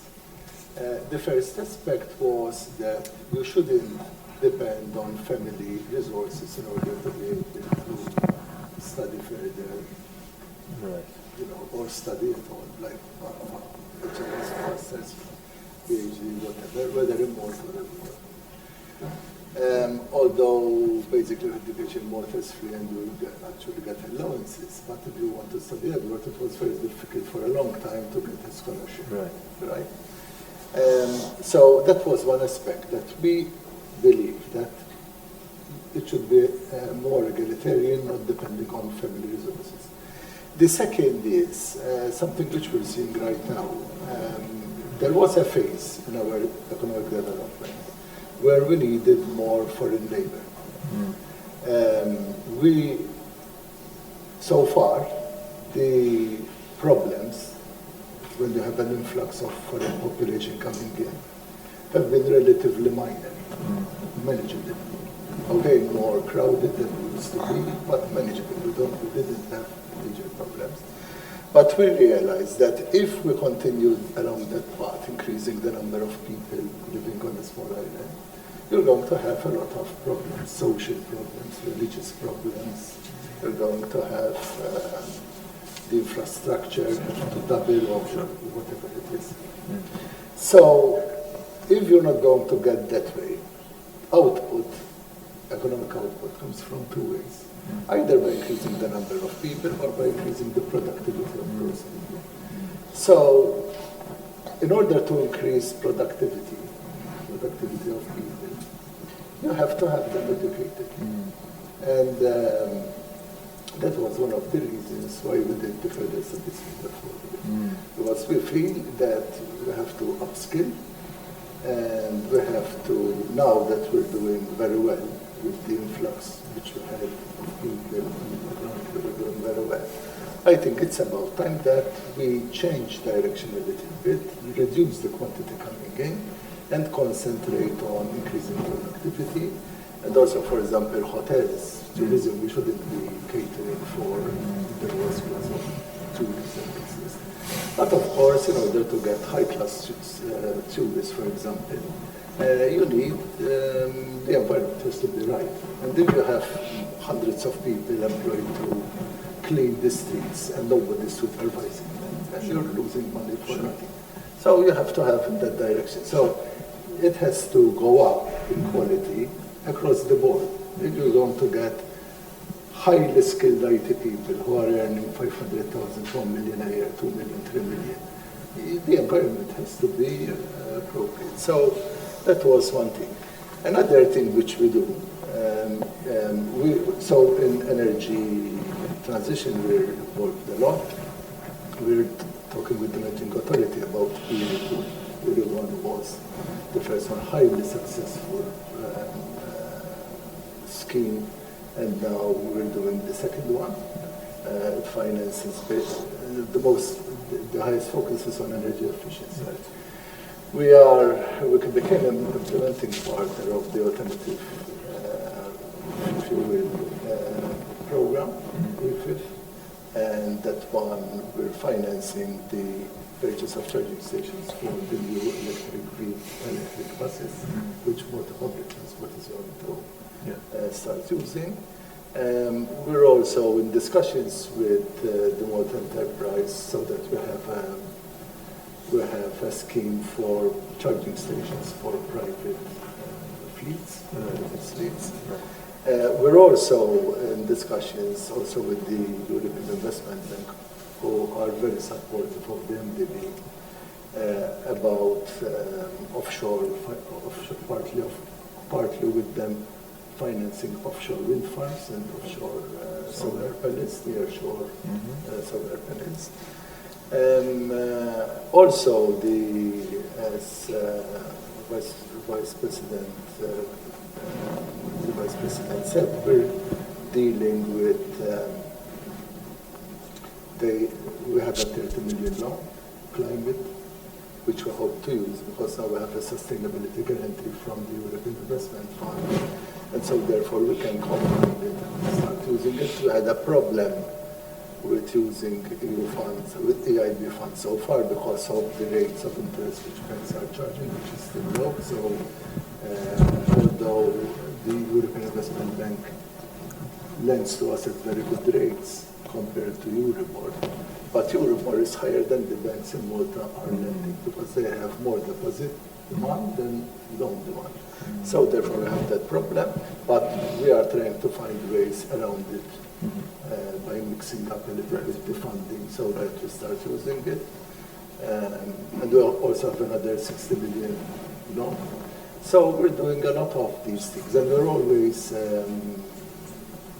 on the lookout for what we can do. Quite a lot going, yes. It's very encouraging to see that, in a way, Malta Development Bank is trying to carve out what is best suited for Malta, maybe with lots of headway to do given the starting position that we are. In a way, it's good, it's fresh ground, but still a lot of way to go. Brings me maybe down to you, Marcel. Now you wear many hats. CEO of APS Bank, the chairman of the Malta Bank Association. You're of course forming part of the European Banking Federation. And then if I may as well, just to complete the few parts of your CV, of course a founding partner of a transition into an ESG business world. Brilliant. So of course, with all this opportunity to transform and support the transformation, and very heavily involved, in the transformation of Malta and all of these sectors, what opportunities do you see for the bank? But more importantly, what opportunities do you see in getting the bank to support this transformation, and maybe to some extent, whether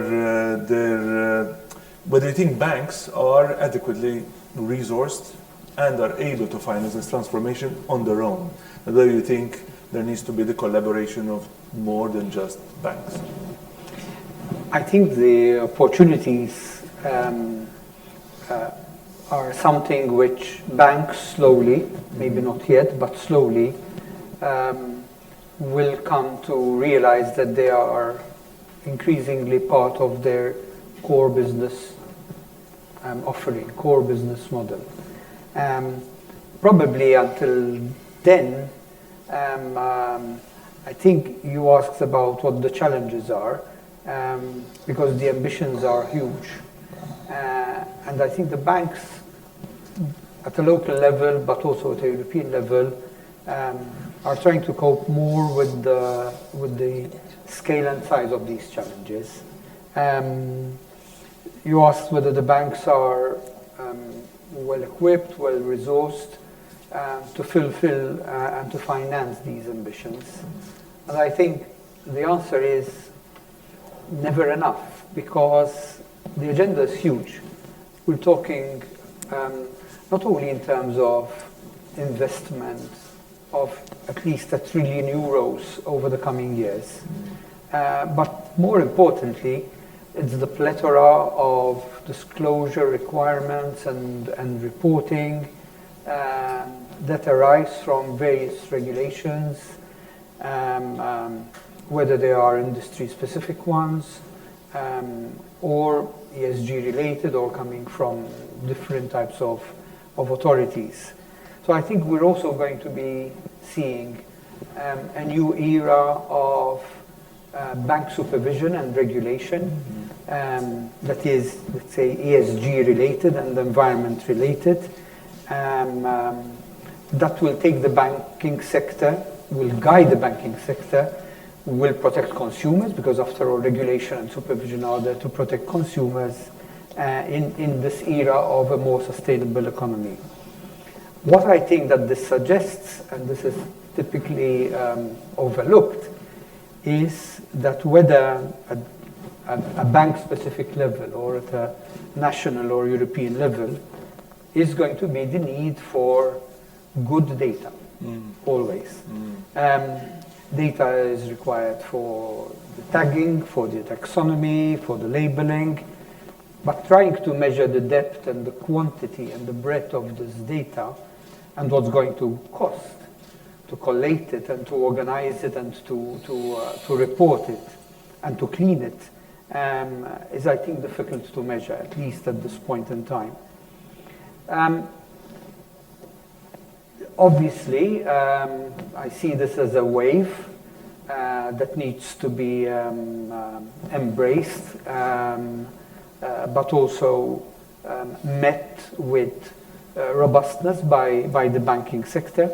And therefore the banks, like they have done in the wake of other waves in the past, whether it was the global crisis in 2008, 2009,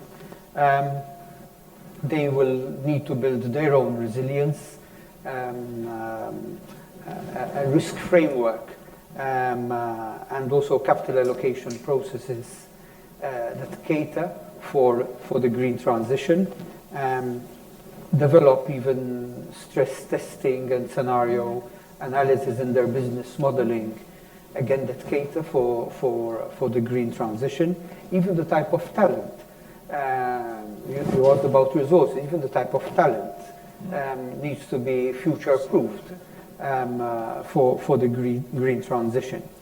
And maybe one last point, because you also asked about the European Banking Federation, I can share that at the EBF level, one overarching view and concern is that the green transition cannot be financed by the banking sector alone. The universe is enormous, and there's going to be the need for efficient capital markets to also take a significant part in that, which also triggers and escalates the need for the completion of the capital markets union within the European Union. So the two need to go together. Yeah, brilliant. Thank you for that. Thank you. Martes, clearly there can be many states, many governments, public finance, banks, institutions, but ultimately the action happens on the ground, and that happens with business leaders. Yes. So we cannot assume that anything is going to change or we will be able to achieve targets unless there's appetite by business leaders, by members of the Malta Chamber, to be able to action. Now, I think in the presentations we saw a bit of we saw a bit of an uncertainty on appreciation for what these transitions truly mean. We talk about skills and therefore how we cover the lack of those skills, and uncertainty for appetite on whether this transition is actually needed, expected, and driven by business CEOs. Can you give us a bit of an insight from at least your position as CEO of the Malta Chamber on where we sit on this, on the ground? So basically we represent roughly 80% of private sector employment, and amongst the majority of our members, there is acknowledgement of the fact that both the green transition and the digital transition have to happen. And from our end, as the Malta Chamber of Commerce, we are doing our utmost, even to help in the educational part of why we need to move forward in this transition. In fact, we have 5 main policy pillars, which are economic growth, human resources, governance, sustainability, and digitalization. So even when looking into local policy, EU policy, and discussing with our members what is the way forward, we always make sure that the sustainability component as well as the digitalization component features there as well. Last year, we carried out a survey amongst family businesses. Now, you might be asking, why did you single out family businesses? First of all, let's go on the SME part. Malta is predominantly made up of SMEs. 99% of our companies are SMEs. We have very few large companies, but the large companies that we have in Malta are the ones that can also help to continue bring the change that we need. And therefore, we fully concur with one of the points highlighted in the last presentation, that large companies need to be helped as well. To come back to the family business aspect, In Malta, 75% of our, 75% of our businesses are family businesses. So this is also the reason why we singled out family businesses to help them out in the transition. What we've noticed is that there is more appetite and there has been more take-up when it comes to the digital transition than when it comes to the green transition. And obviously, there are reasons and very valid reasons for that. However, in total, what we noticed as well in the survey, that the family businesses who have not yet invested in digital or sustainability measures have put it down as one of their top priorities in the coming 2 years. So that is also the reason why we need to keep on working together to make sure that this transition happens. Now, David mentioned appetite.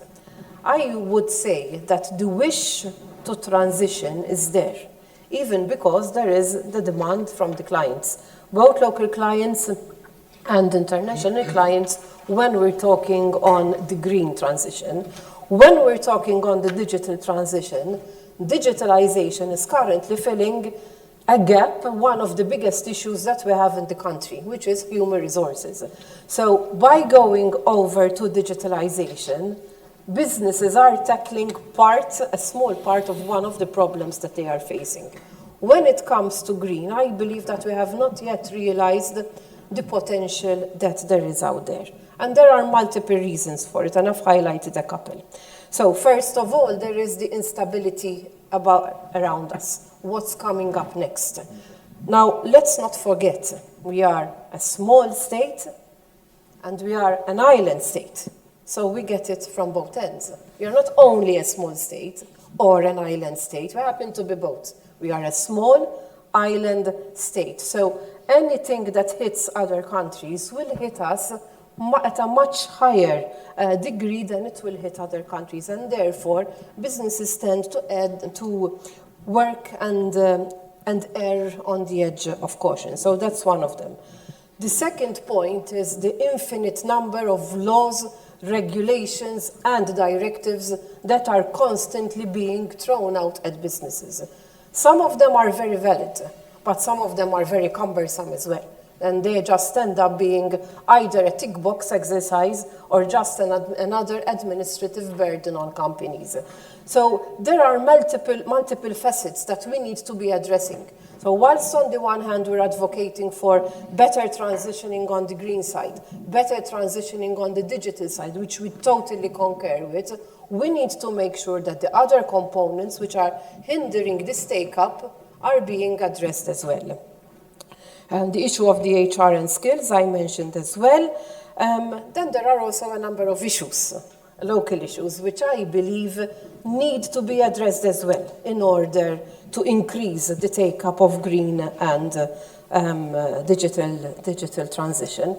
Let me start off with the greener side, the green side. First of all, I believe that even our local policies sometimes inhibit investment.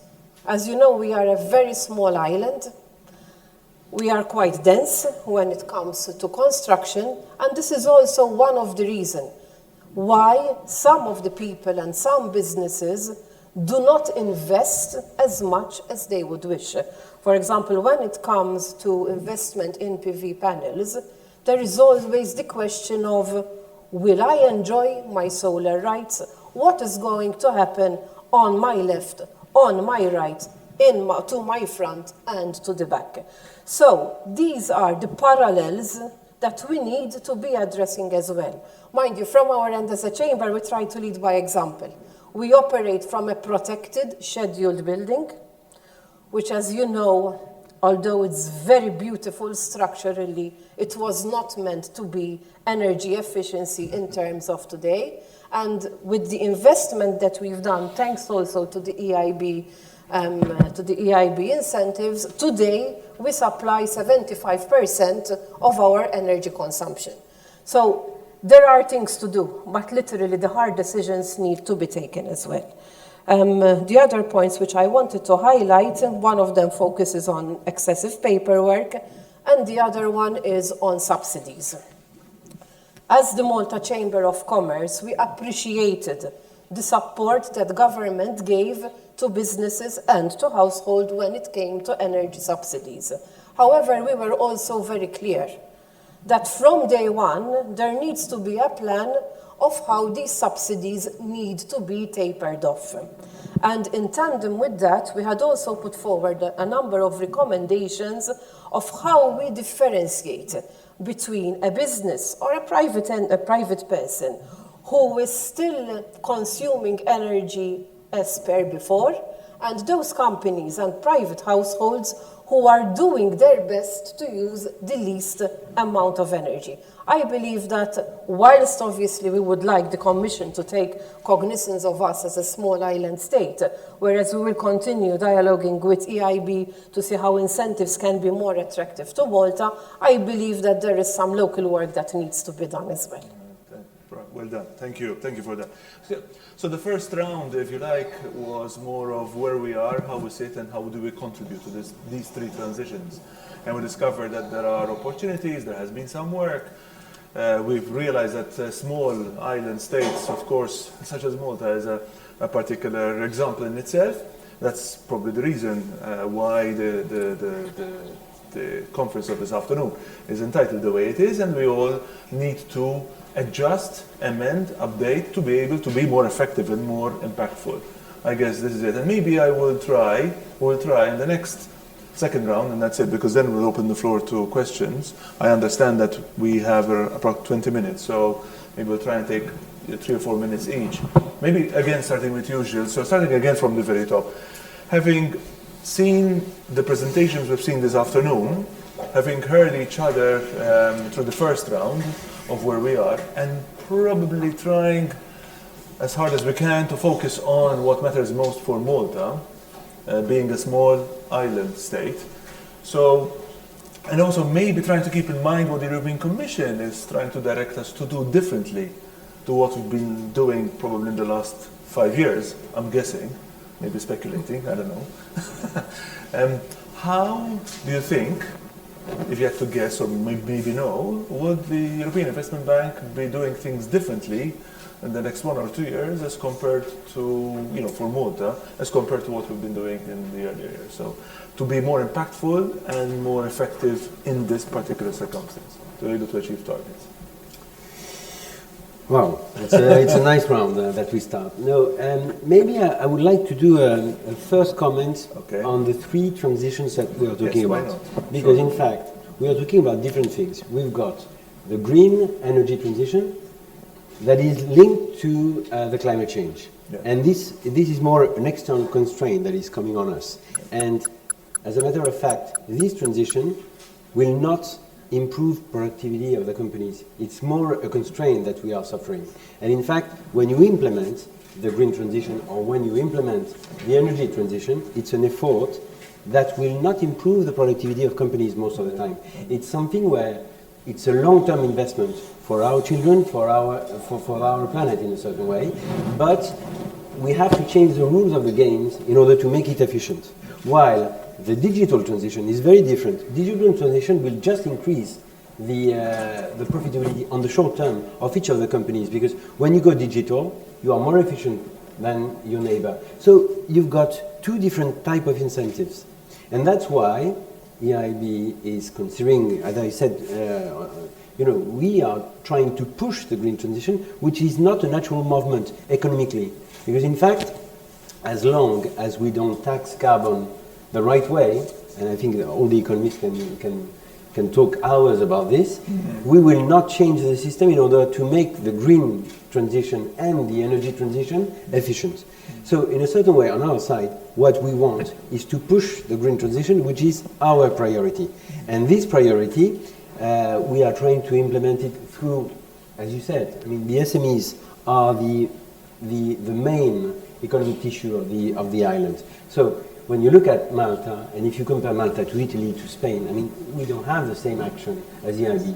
The only way we can do it is to do it with the SMEs, because they are constituting the most important and the most relevant economic factor of the island. So in fact, we need to be able to work with the SMEs. And that's what we try to do through the MDB, since they have been created, we have always been extremely supportive towards the MDB to try to help and also to provide also our advisory services with the Green Gateway, for instance, to help green investments. Also through banks with the EIF, because the EIF is also part of the EIB group. It's where we are working a lot through our intermediaries, trying to provide guarantee schemes and also support for energy efficiency and renewable energy. So this is one part. The other part is how we can help the digitalization. We helped already in the past, for example, EPIC, your telecom operator, to try to diffuse the 5G, which will be key also for the competitiveness. But I would say, as I said, it's a natural move that will help more the competitiveness of the companies. And then I think we need also to support the citizens. We didn't say anything about the citizens because, in fact, here we are talking about the economic world.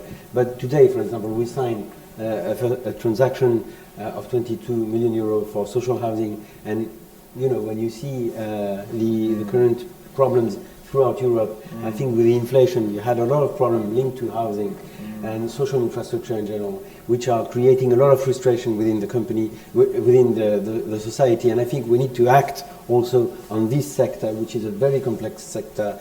And once again, it is to be coupled with energy efficiency. So what we build has to be efficient, has to be good assets for the families, but also for the environment, consuming less energy. So if you want, it's a broad picture that I would like to bring. We need to contribute to keep our economy very dynamic, but also to go towards best practices in terms of energy efficiency and green transition. Exactly. Thank you for that. Maybe that's also another good segue again for you, Carlos. European Commission on the eve of European Commission elections, with competitivity very much at the front end, the Green Deal, Fit for 55, we're hearing possibly Fit for 90, I'm not sure whether, where that's going to go. But certainly keeping in mind that we all need to transition collectively as a continent, with potential new entries coming in the next couple of years.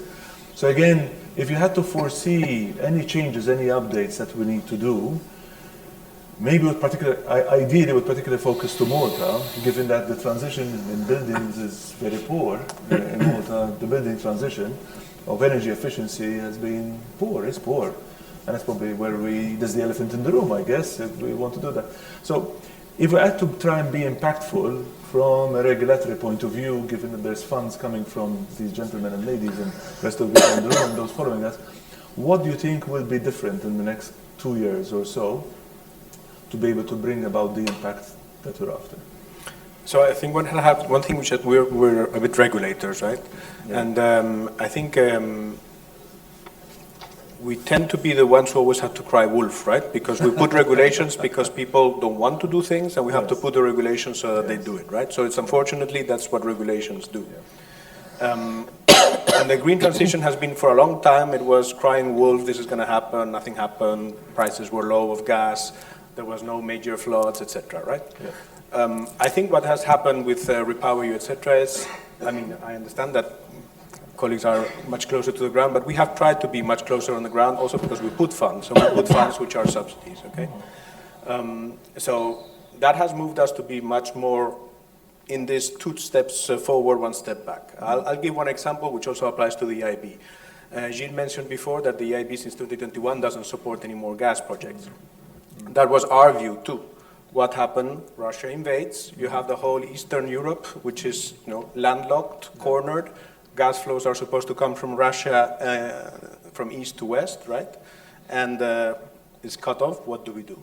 Yeah. So we put in place our derogation so that with the REPowerEU funds, in fact, you could finance gas infrastructure so it would go on the other way. It's true, it's dirty, it's not what we like. At the same time, it was quite contained. In the end, if you see at the number of projects we have financed, it's only 3. Croatia, Poland, Italy, for 1.6 billion out of a program which is 650 billion. So true, we are all the time pushing, crying wolf, 2 steps ahead, but we also, if necessary, we take a step back, right? There is one thing which has happened in these years, which I think is going to keep on going forward, and again, Malta has had this shield, which was the long-term contract that you have of this LNG on this plant, which is the one that provides 70% of electricity. So at the wholesale level, you haven't really seen the spike of prices, but you know, a shield is a shield. It lasts as long as it lasts. The issue then is now we've seen that the crying wolf has actually happened, right? So there's been many unfortunate things. There's no doubt about it. But I think it's unquestionable that prices of energy are probably not going to go down in the future unless you invest a lot in renewables. So here I wouldn't say contrary, but I would challenge a bit what Jill said in the sense that you look at Spain, massive investments in photovoltaics. If you look at the price of electricity these days, it's zero. Zero in the middle of the day. And you have it in a situation where at the same time in the night, in August 2022, you had zero in the day when the sun was shining, and in the night it went up to 300 megawatts per hour. So we have to adapt ourselves to this new world where you have this massive volatility, not from one month to the other, but within the day. And that's something that is going to keep on going forward, where we have these technologies that they have to coexist. Before we relied on one technology, which was fossil fuels, very stable, low prices, didn't matter because we hadn't had so many emissions. Now we have to coexist with these many technologies, and regulation is there to ensure that everybody anticipates that, is not waiting for the next, hopefully it will never happen, I should touch the table, but another invasion, right? Hopefully we don't need that, and in Malta in particular, if I'm correct, this summer you had 9 days where there were shortcuts. The Maltese authorities requested to have a reassignation of funds in REPowerEU to precisely support the distribution network. So the crying wolf is no longer crying wolf, is here, is there, and right now prices are very low, but let's see how they go in the following 2 years. Yeah. Okay, thank you for that. Okay, good insight. Paul, drilling down again closer to Malta and trying to motivate these changes in the right way, in the appropriate way, keeping in mind ESG regulation, thinking of potential economic models that look beyond GDP. I'm not sure that I'm, lots of crazy thinking right now, but certainly MDB has an important role to play to fill in all those gaps that are not naturally doable or foreseeable or bankable. MDB is very much at the forefront of this. Looking ahead in the next 2 years, what do you think will be different or better or stronger than what we have been doing the last 2 or 3 or 5 years in your office? So to start at the beginning, as they say, right? So ESG, right? ESG, we were dealing with it this way.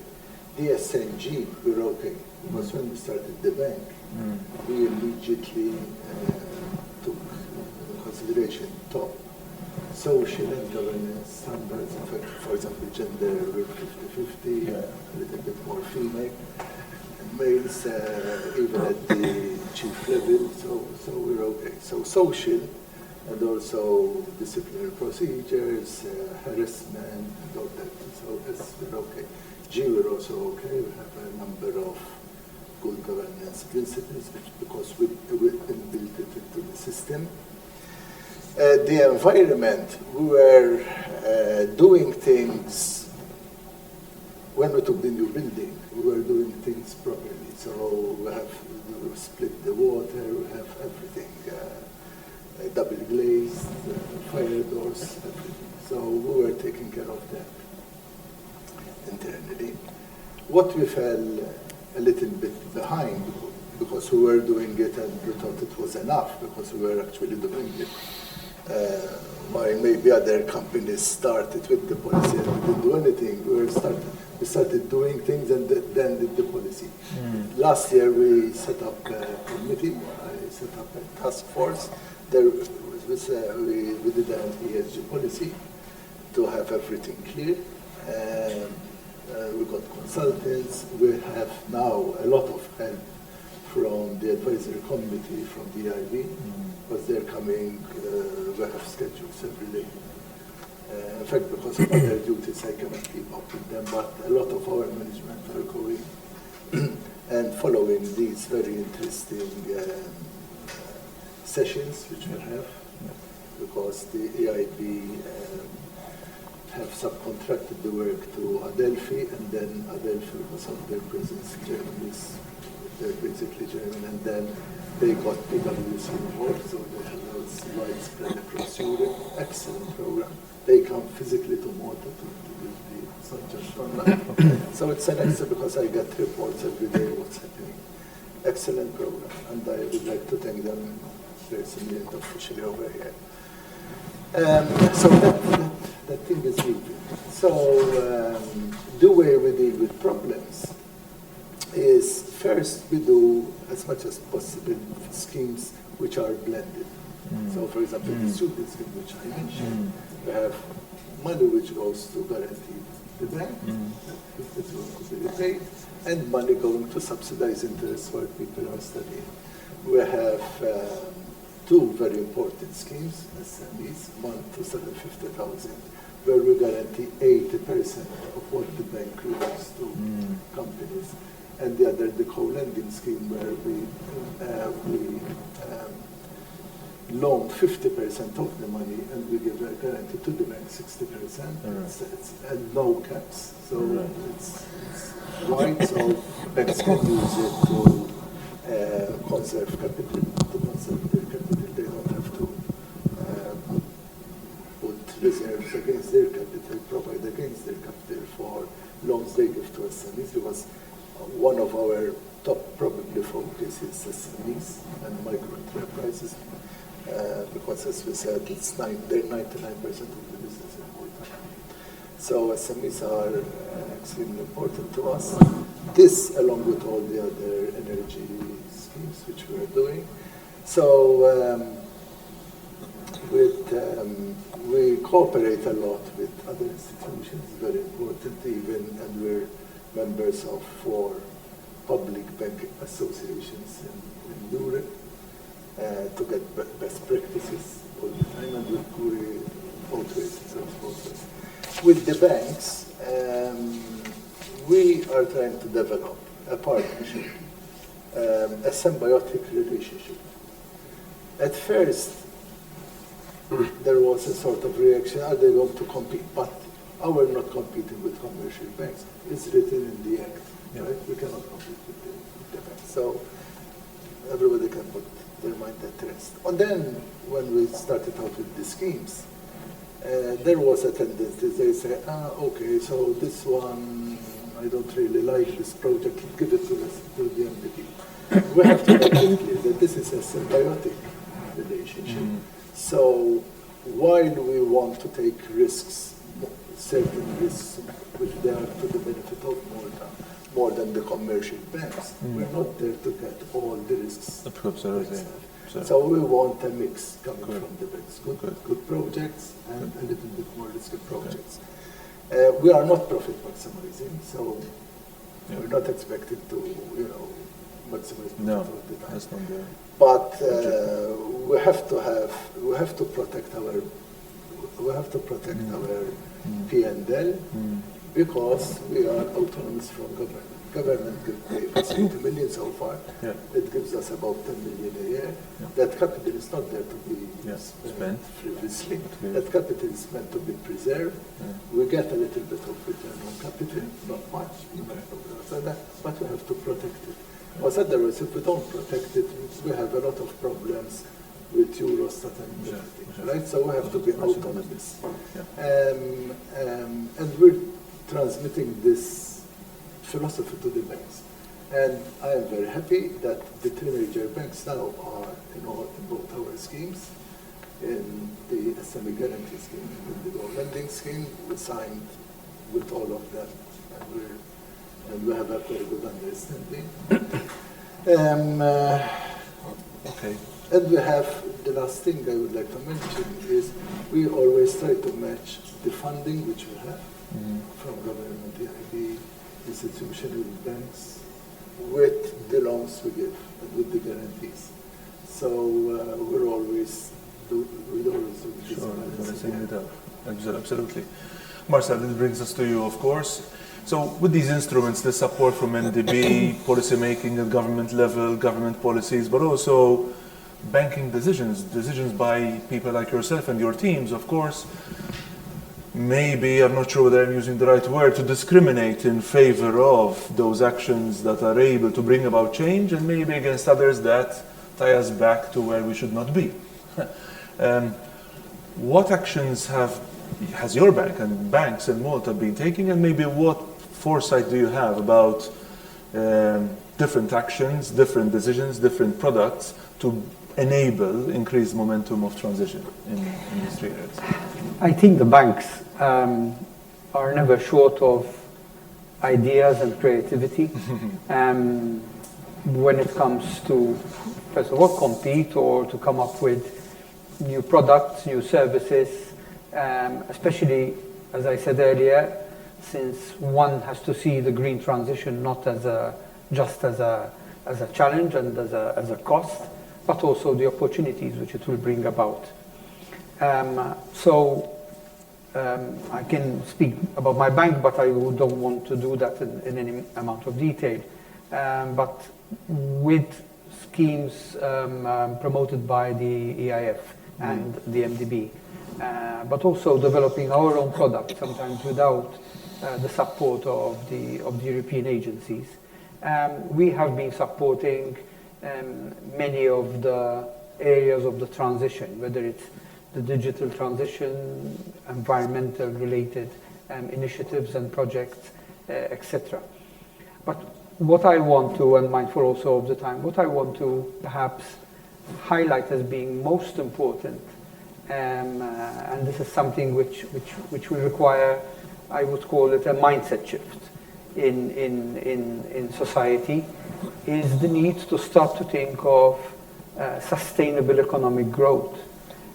Because banks continue to report their results and their performance in the usual way, in euros or in dollars or in whatever currency.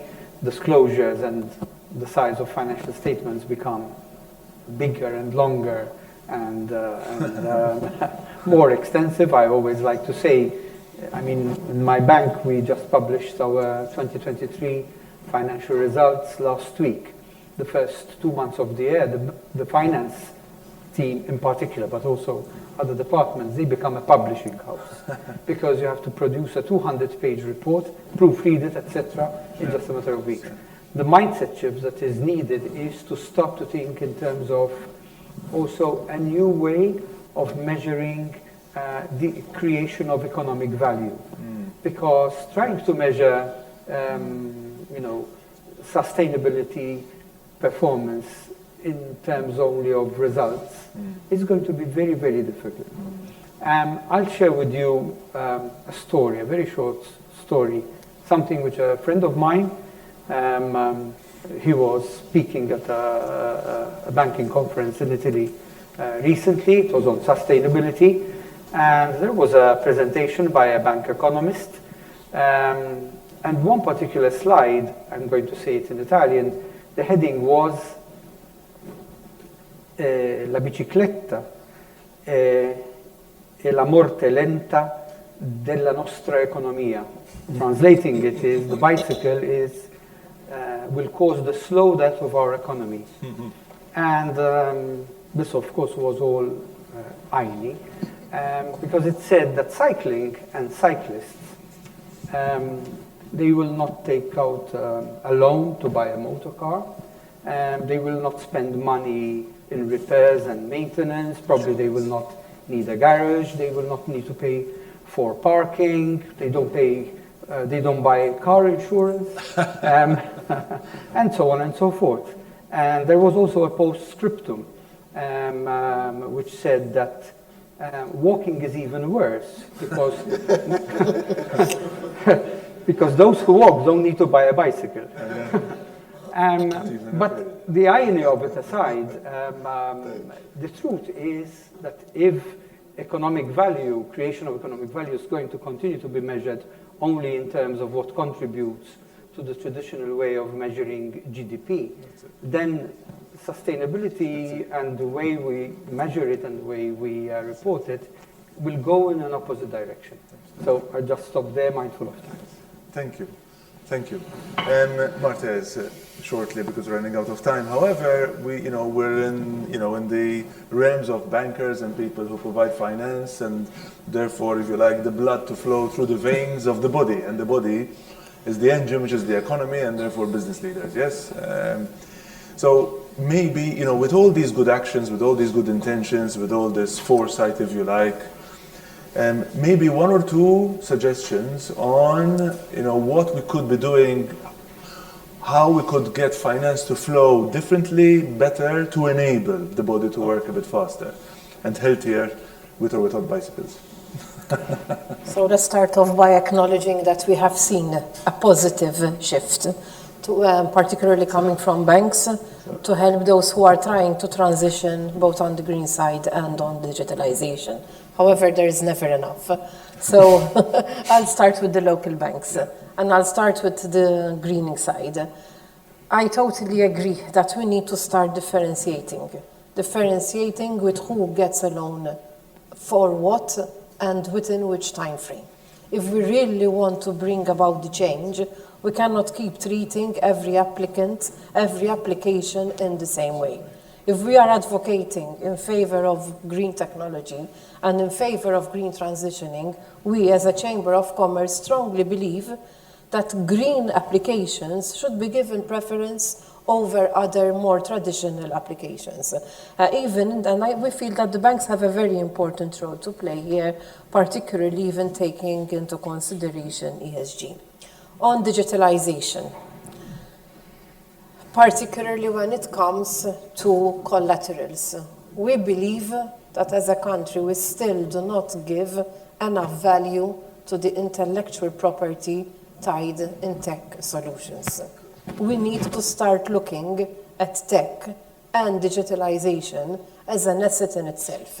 We know that our built environment needs a lot of investment to bring it up to scratch. On the other hand, there is other potential which we are not recognizing it as hard as we should. With respect to EIB, rather than saying how EIB must improve, I will take it again locally, home. Because as a chamber, I believe that we can help to bring change locally faster than we can at EU levels. The schemes that are rolled out by MDB are very good schemes, but they face strict competition. So, from our side, as the Chamber of Commerce, we realized how good their schemes were, and we applied for schemes in order to green our offices, basically. However, given the opportunity to choose between a loan, no matter how advantageous it is, versus a cash grant, the cash grant tends to be a bit too more attractive. So what we're saying here as a chamber, we need both. We need both the MDB grants, we need the loans, we need the cash grants, etc. But as a country, we need to be cleverer when it comes to describing what will be applicable for. So maybe it's high time that we focus our cash grants more on upgrading when it comes from the general public side. Last but not least, I'd like to mention one last subject, RD&I. Green technology and digitalization, in our opinion, are part and parcel of RD&I. Now, I started off by saying that we have a lot of disadvantages because we are very small and because we are an island. But being small has its attractiveness as well.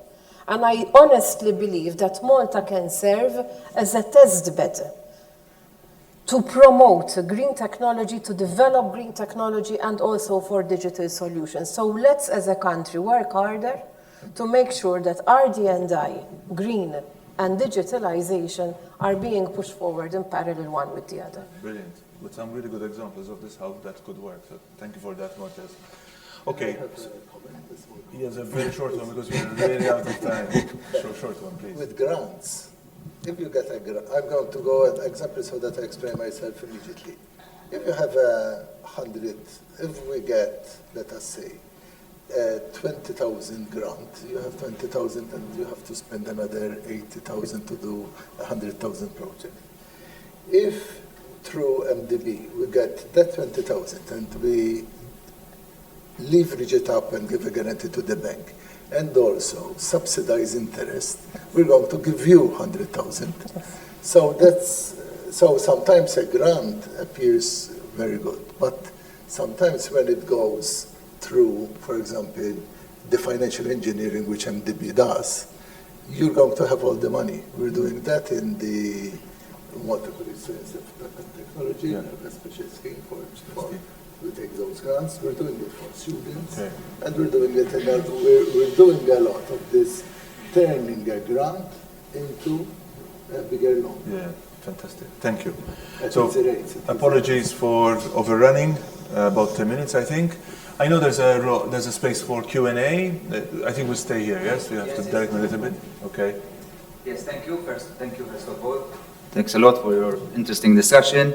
We will now open the floor to any questions or comments that you might have, and please may I remind those participating online to post the question in the event chat. So, if you have any questions, please raise your hands.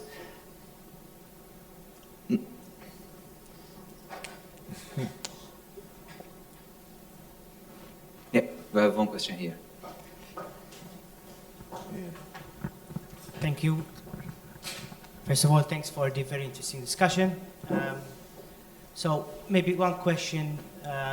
We see, of course, climate risks are what they aren't. They are extremely important, but there are many risks out there and many shocks that we've seen recently. And it always seems to me that the green and sustainability concerns, when faced with such risk, always take a back seat at some point or another. And these risks are, very important, and these shocks are very important for governments to deal with. For example, we've seen the increase in energy subsidies, not just in Malta, but across Europe.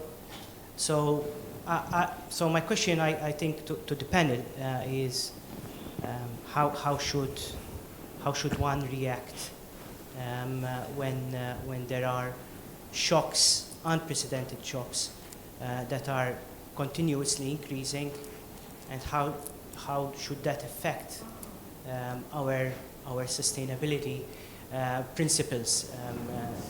Should we first react to the shock and leave the green sustainability concerns for a later time, or should we try to merge the two to make ourselves a little bit less susceptible to these shocks in the future? Thank you. Yes. So it's a question of climate transition and climate adaptation, and of course you're worried about the adaptation, and what our experience of last summer was a clear example of one vulnerability. I'm sure there are many more vulnerabilities that we should be aware of. I'm not sure who best. I'm not sure whether it's Carlos or whether it's Ukraine. It was a shock. Yes, of course. To you, I think that had we realized the potential in greening our economy earlier, we would have avoided the big issues that we faced when energy prices shot up. So really and truly, I think that there are two things that we need to harp on as well. One, all of us need to speak in simpler language. We are here to communicate with everyone. And unless we get our message across well, and people understand what we are actually saying, there will not be any take-up. So I think the first lesson is for us. We need to speak in simpler terms and make sure that all our good intentions are literally being drilled down to all parts of the society. Two, I believe that even as the European bloc, we need to continue trying to be at the fore. Let's not underestimate other blocs. And we need to remain competitive in order to remain there. And maybe to take on a little bit on what Carlos said earlier, we should not be crying wolf too long. And ultimately this is it. So everything that we've been speaking about, we've been kicking the can down the road, only to find out that what we have been talking about, crying wolf, is facing us. We will have to transition anyway, and probably, well, you're the economist here, I'm not, but the cost of transitioning later in the day is way higher than it is when you act on it earlier. So you need leadership, you need good communication, you need good investment, but also you need very strong political conviction, if you like.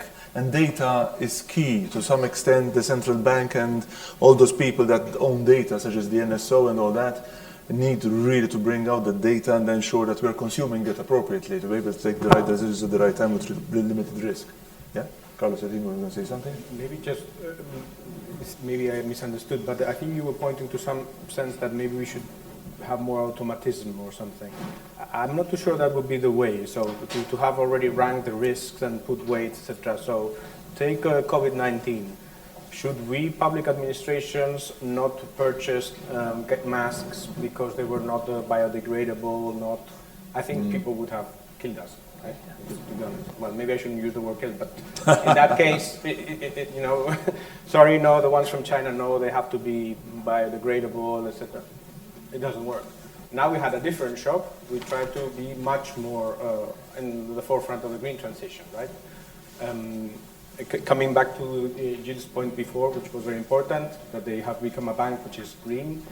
We have implemented this do no significant harm principle, which precisely tries to point at what you're saying. That is, in pursuing something, we shouldn't destroy the environment behind us, right? Which is something that in the past we applied it in the taxonomy for the banks.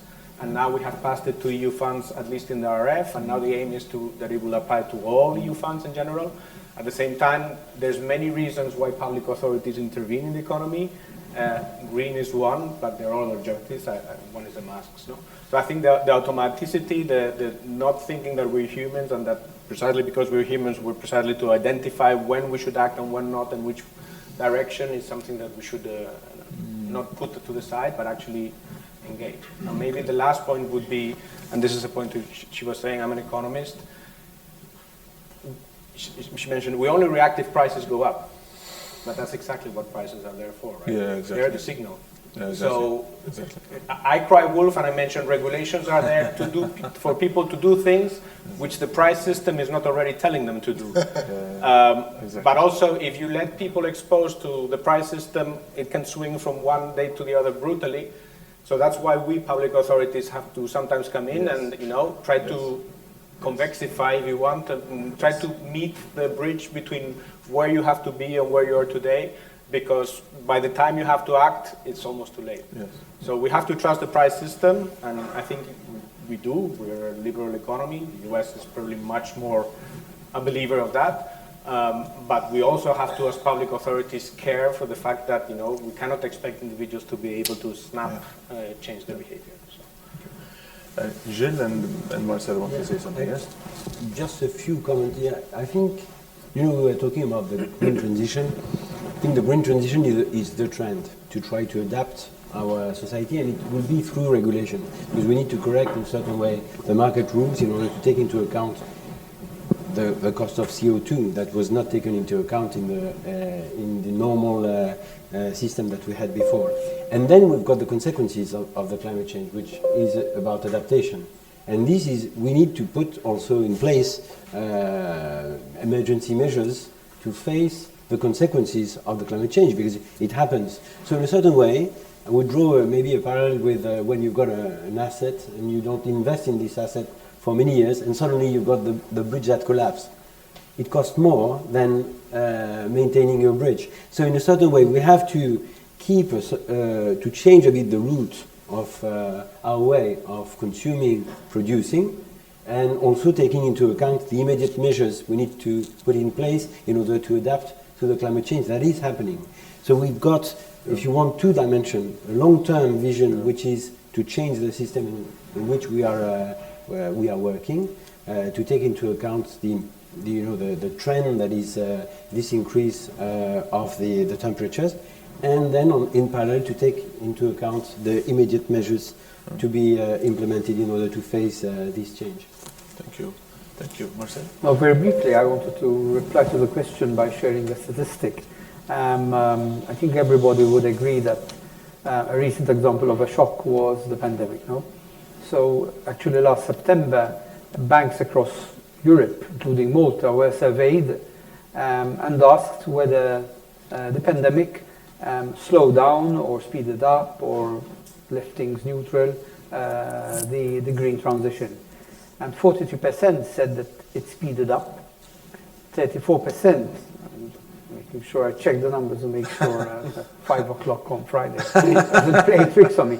40% said it speeded up, 34% said it slowed down, and the balance, which was about 23%, where said neither speeded up nor slowed down. So I think this is a good proxy, at least, of the fact that a shock, a crisis, can be a trigger, can be a stimulant to make transitions go faster, because I think the pandemic, we would also all agree that it brought out the sustainability urgency more sharper than ever. Thank you. But actually, it's not the pandemic. Because if government hadn't given part of the wages a huge guarantee to the MBD, which we distributed and put out 500 million, and the banks cooperated like loans coming in every day to shore up that liquidity. If it weren't there, it would have been a disaster. So if anything helped the green transition was the government support in that emergency situation. The trying moment. Because in an emergency situation, this is like if somebody's coming to hit you, don't analyze his motives. People who go to school learn to analyze motives. But people on the street, if somebody comes to hit you, you run or you hit him. So when we were faced with the pandemic, you say this is the reality. You don't think a lot about greening. That's a secondary priority. And also, it's very good to say, okay, we are green and we should have solar. But solar panels, I remember putting in solar panels in 1992. It was always had problems. Very expensive also just to heat the water. Okay, so now the price is much cheaper. So if we adopted all those solar panels back then, it would have been at a huge cost, and they are now obsolete completely. So early adaptation is usually it's not a good strategy in business. So when I used to invest, I spent 30, 40 years investing. When you see somebody going in, unless he's going to dominate the market and eventually you don't do it. But if you're a second adopter, third adopter, you have a lot of advantages. So that's what we're doing now. Exactly right, transitioning. Absolutely. Hope that answers your question, Ian. Yes, good. Okay. Okay, do we have any other questions?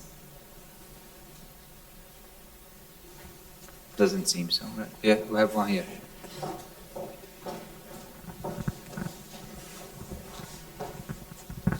Thank you. A question I have is whether you're concerned about regulatory differences across countries, particularly the EU and the rest of the world, and also with respect in particular to the green transition. Yes. Yesterday there was an article, you can look it up in the Financial Times, and it said that American companies listed in Europe are saying, if you continue along this way with all this regulation and data production and reporting requirements, we're going to delist. Because the states are not imposing that.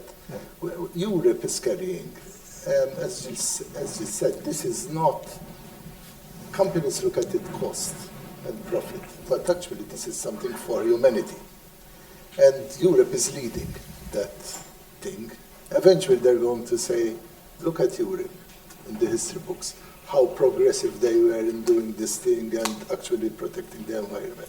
Eventually, these states, China, India, they all follow Russia. But now we are pioneers in trying to fix the environment, Europe. That comes at a cost. As you said, you have digitalization, which is reducing because the EU is spending a lot of money on digitalization. But this is something which we have to manage because the pioneering greater environmental responsibility and getting the data is working against competitiveness, and we have to balance this altruistic thing on the one hand and the cost which it brings about on the other. Yeah, Carlos. I'm not 100% in agreement with this. So Okay. take Tesla. So probably many of you know Tesla initially was financed by Mercedes-Benz. This was before the Dieselgate, right? And they had a share, I think, of 25% of Tesla, Mercedes-Benz. And in 2014, they decided to sell it because, you know, this electric company, pioneers, thinking for a greater world, etc. So they sold it. This is 2014. 2015, you have Dieselgate. And Tesla today, I think, is valued more than many of these other car companies, right? So I think the basic thing is you never know. You never know where things are going to come. You have to try to be there on top of the market, etc. To say ex ante that things are going to go wrong, Tesla is the example that it might or it might not. So, Thank you. But now we're going away from electric vehicles. Yeah, hydrogen. Okay. Okay. Good. Okay. Thank you very much. Yes, thank you very much for your valid interventions and all the questions that we had today. I would like now welcome Mr. Revoltella, Dr. Revoltella once again for her closing remarks, please.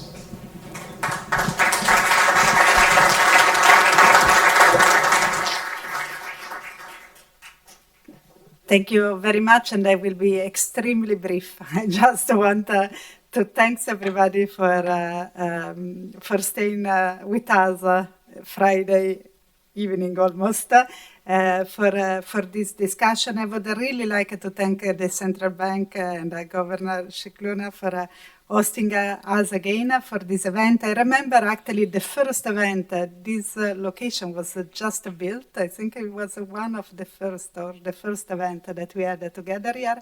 So I'm very happy to be again here. I also wanted to very much congratulate for the presentation of the Central Bank. I really enjoyed the presentation and the survey. I think it's an excellent work. And also the panel was really interesting, and it got interesting more and more at the end, super lively. I very much liked the point of looking at the opportunity, particularly in the net zero transition. I think it's something important. We shouldn't be naive in the sense that the net zero transition will be difficult. There will be difficulties, and it's not everything positive, but there is a positive side, and if the economy doesn't get the positive side, you only get the negative. So it's much better to try to have at least compensate a part of the risk with the positive. And I think there the part of innovation is something where really Malta can, it's a good idea to think at how to leverage on the green tech, particularly maybe on the testing side, is something interesting to explore.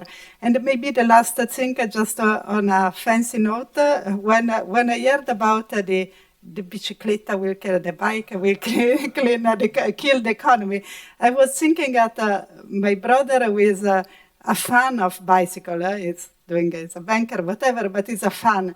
There is a bull market of gadget for bike and thing and innovation, etc. So maybe the idea is, with the funny note, getting the right new market that develops and its innovation, etc. And there is a lot of business opportunity there. And I really think that speaking to the people is important, and particularly in the case of Malta, you were very kind of lucky on the energy shock, but it's true that the energy shock gave an impulse to rethink how to think. And maybe there is something where the narrative has to really come to the people, the urgency of transformation. And with the last point on regulation, I think in my presentation I was trying to discuss about this concern that we have on the decarbonization divide, but the concern is also that if on a policy point of view, we are not clear on the timing and the direction of the transition, the whole process can completely derail.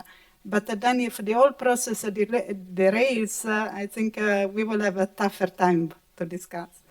Thank you very much, and thanks again to Governor, to the Central Bank, and to all the people organizing also from the EIB side, I see Anna Maria, and the others that were helping in the organization. Thank you.